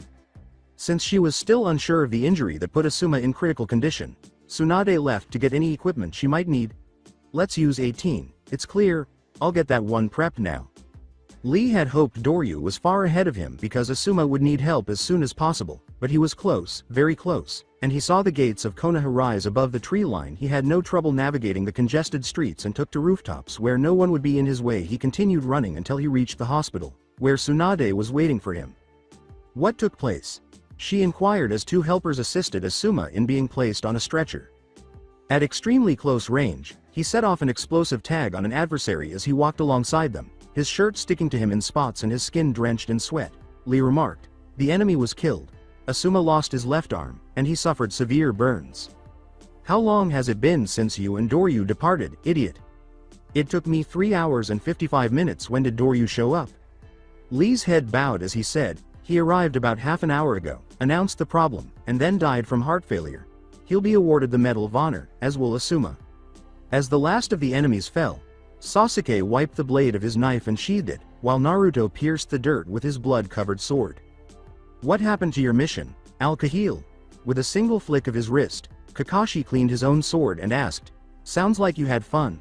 The assassin described the situation, and Kakashi rolled his neck and wrists while rotating his shoulders. "Well, it looks like your enjoyment is coming to an end." Madara emerged, followed by his 3 surviving allies. "What should we do?" Pulling out his dagger once more, Sasuke said, "I have an idea, Itachi. Why don't you and I kill Madara, and the rest of our friends can kill his tools?" "Wait, I have an idea," Naruto intervened. "We have a means of solving this in Masayoff. An enemy who has a grudge with someone can challenge someone to a fistfight. If they lose, they die. If they win, they kill the loser." The blonde assassin began. "But I'm sure you're not going to fistfight an assassin, Madara. So how about we just do this one-on-one?" He looked at the man in the mask. "I want to put this sword in your chest, Madara. You're the reason my father sealed this demon inside me. I'm going to kill you for it." Under his mask, Madara grinned as the explosives exploded, taking 2 of the Hayabusa with them and sending a piece of stone through Al-Rami's leg. "I'm sure you'd love that. Now while you are all busy trying to plan this out, Conan here has been planting explosive tags behind you." Madara looked at Naruto and burst out laughing. "There, now the odds are a little more fair," Pain said. "But I've got a trick up my sleeve as well." Hands formed 3 seals for a jutsu as 2 more Pain copies emerged from the ground.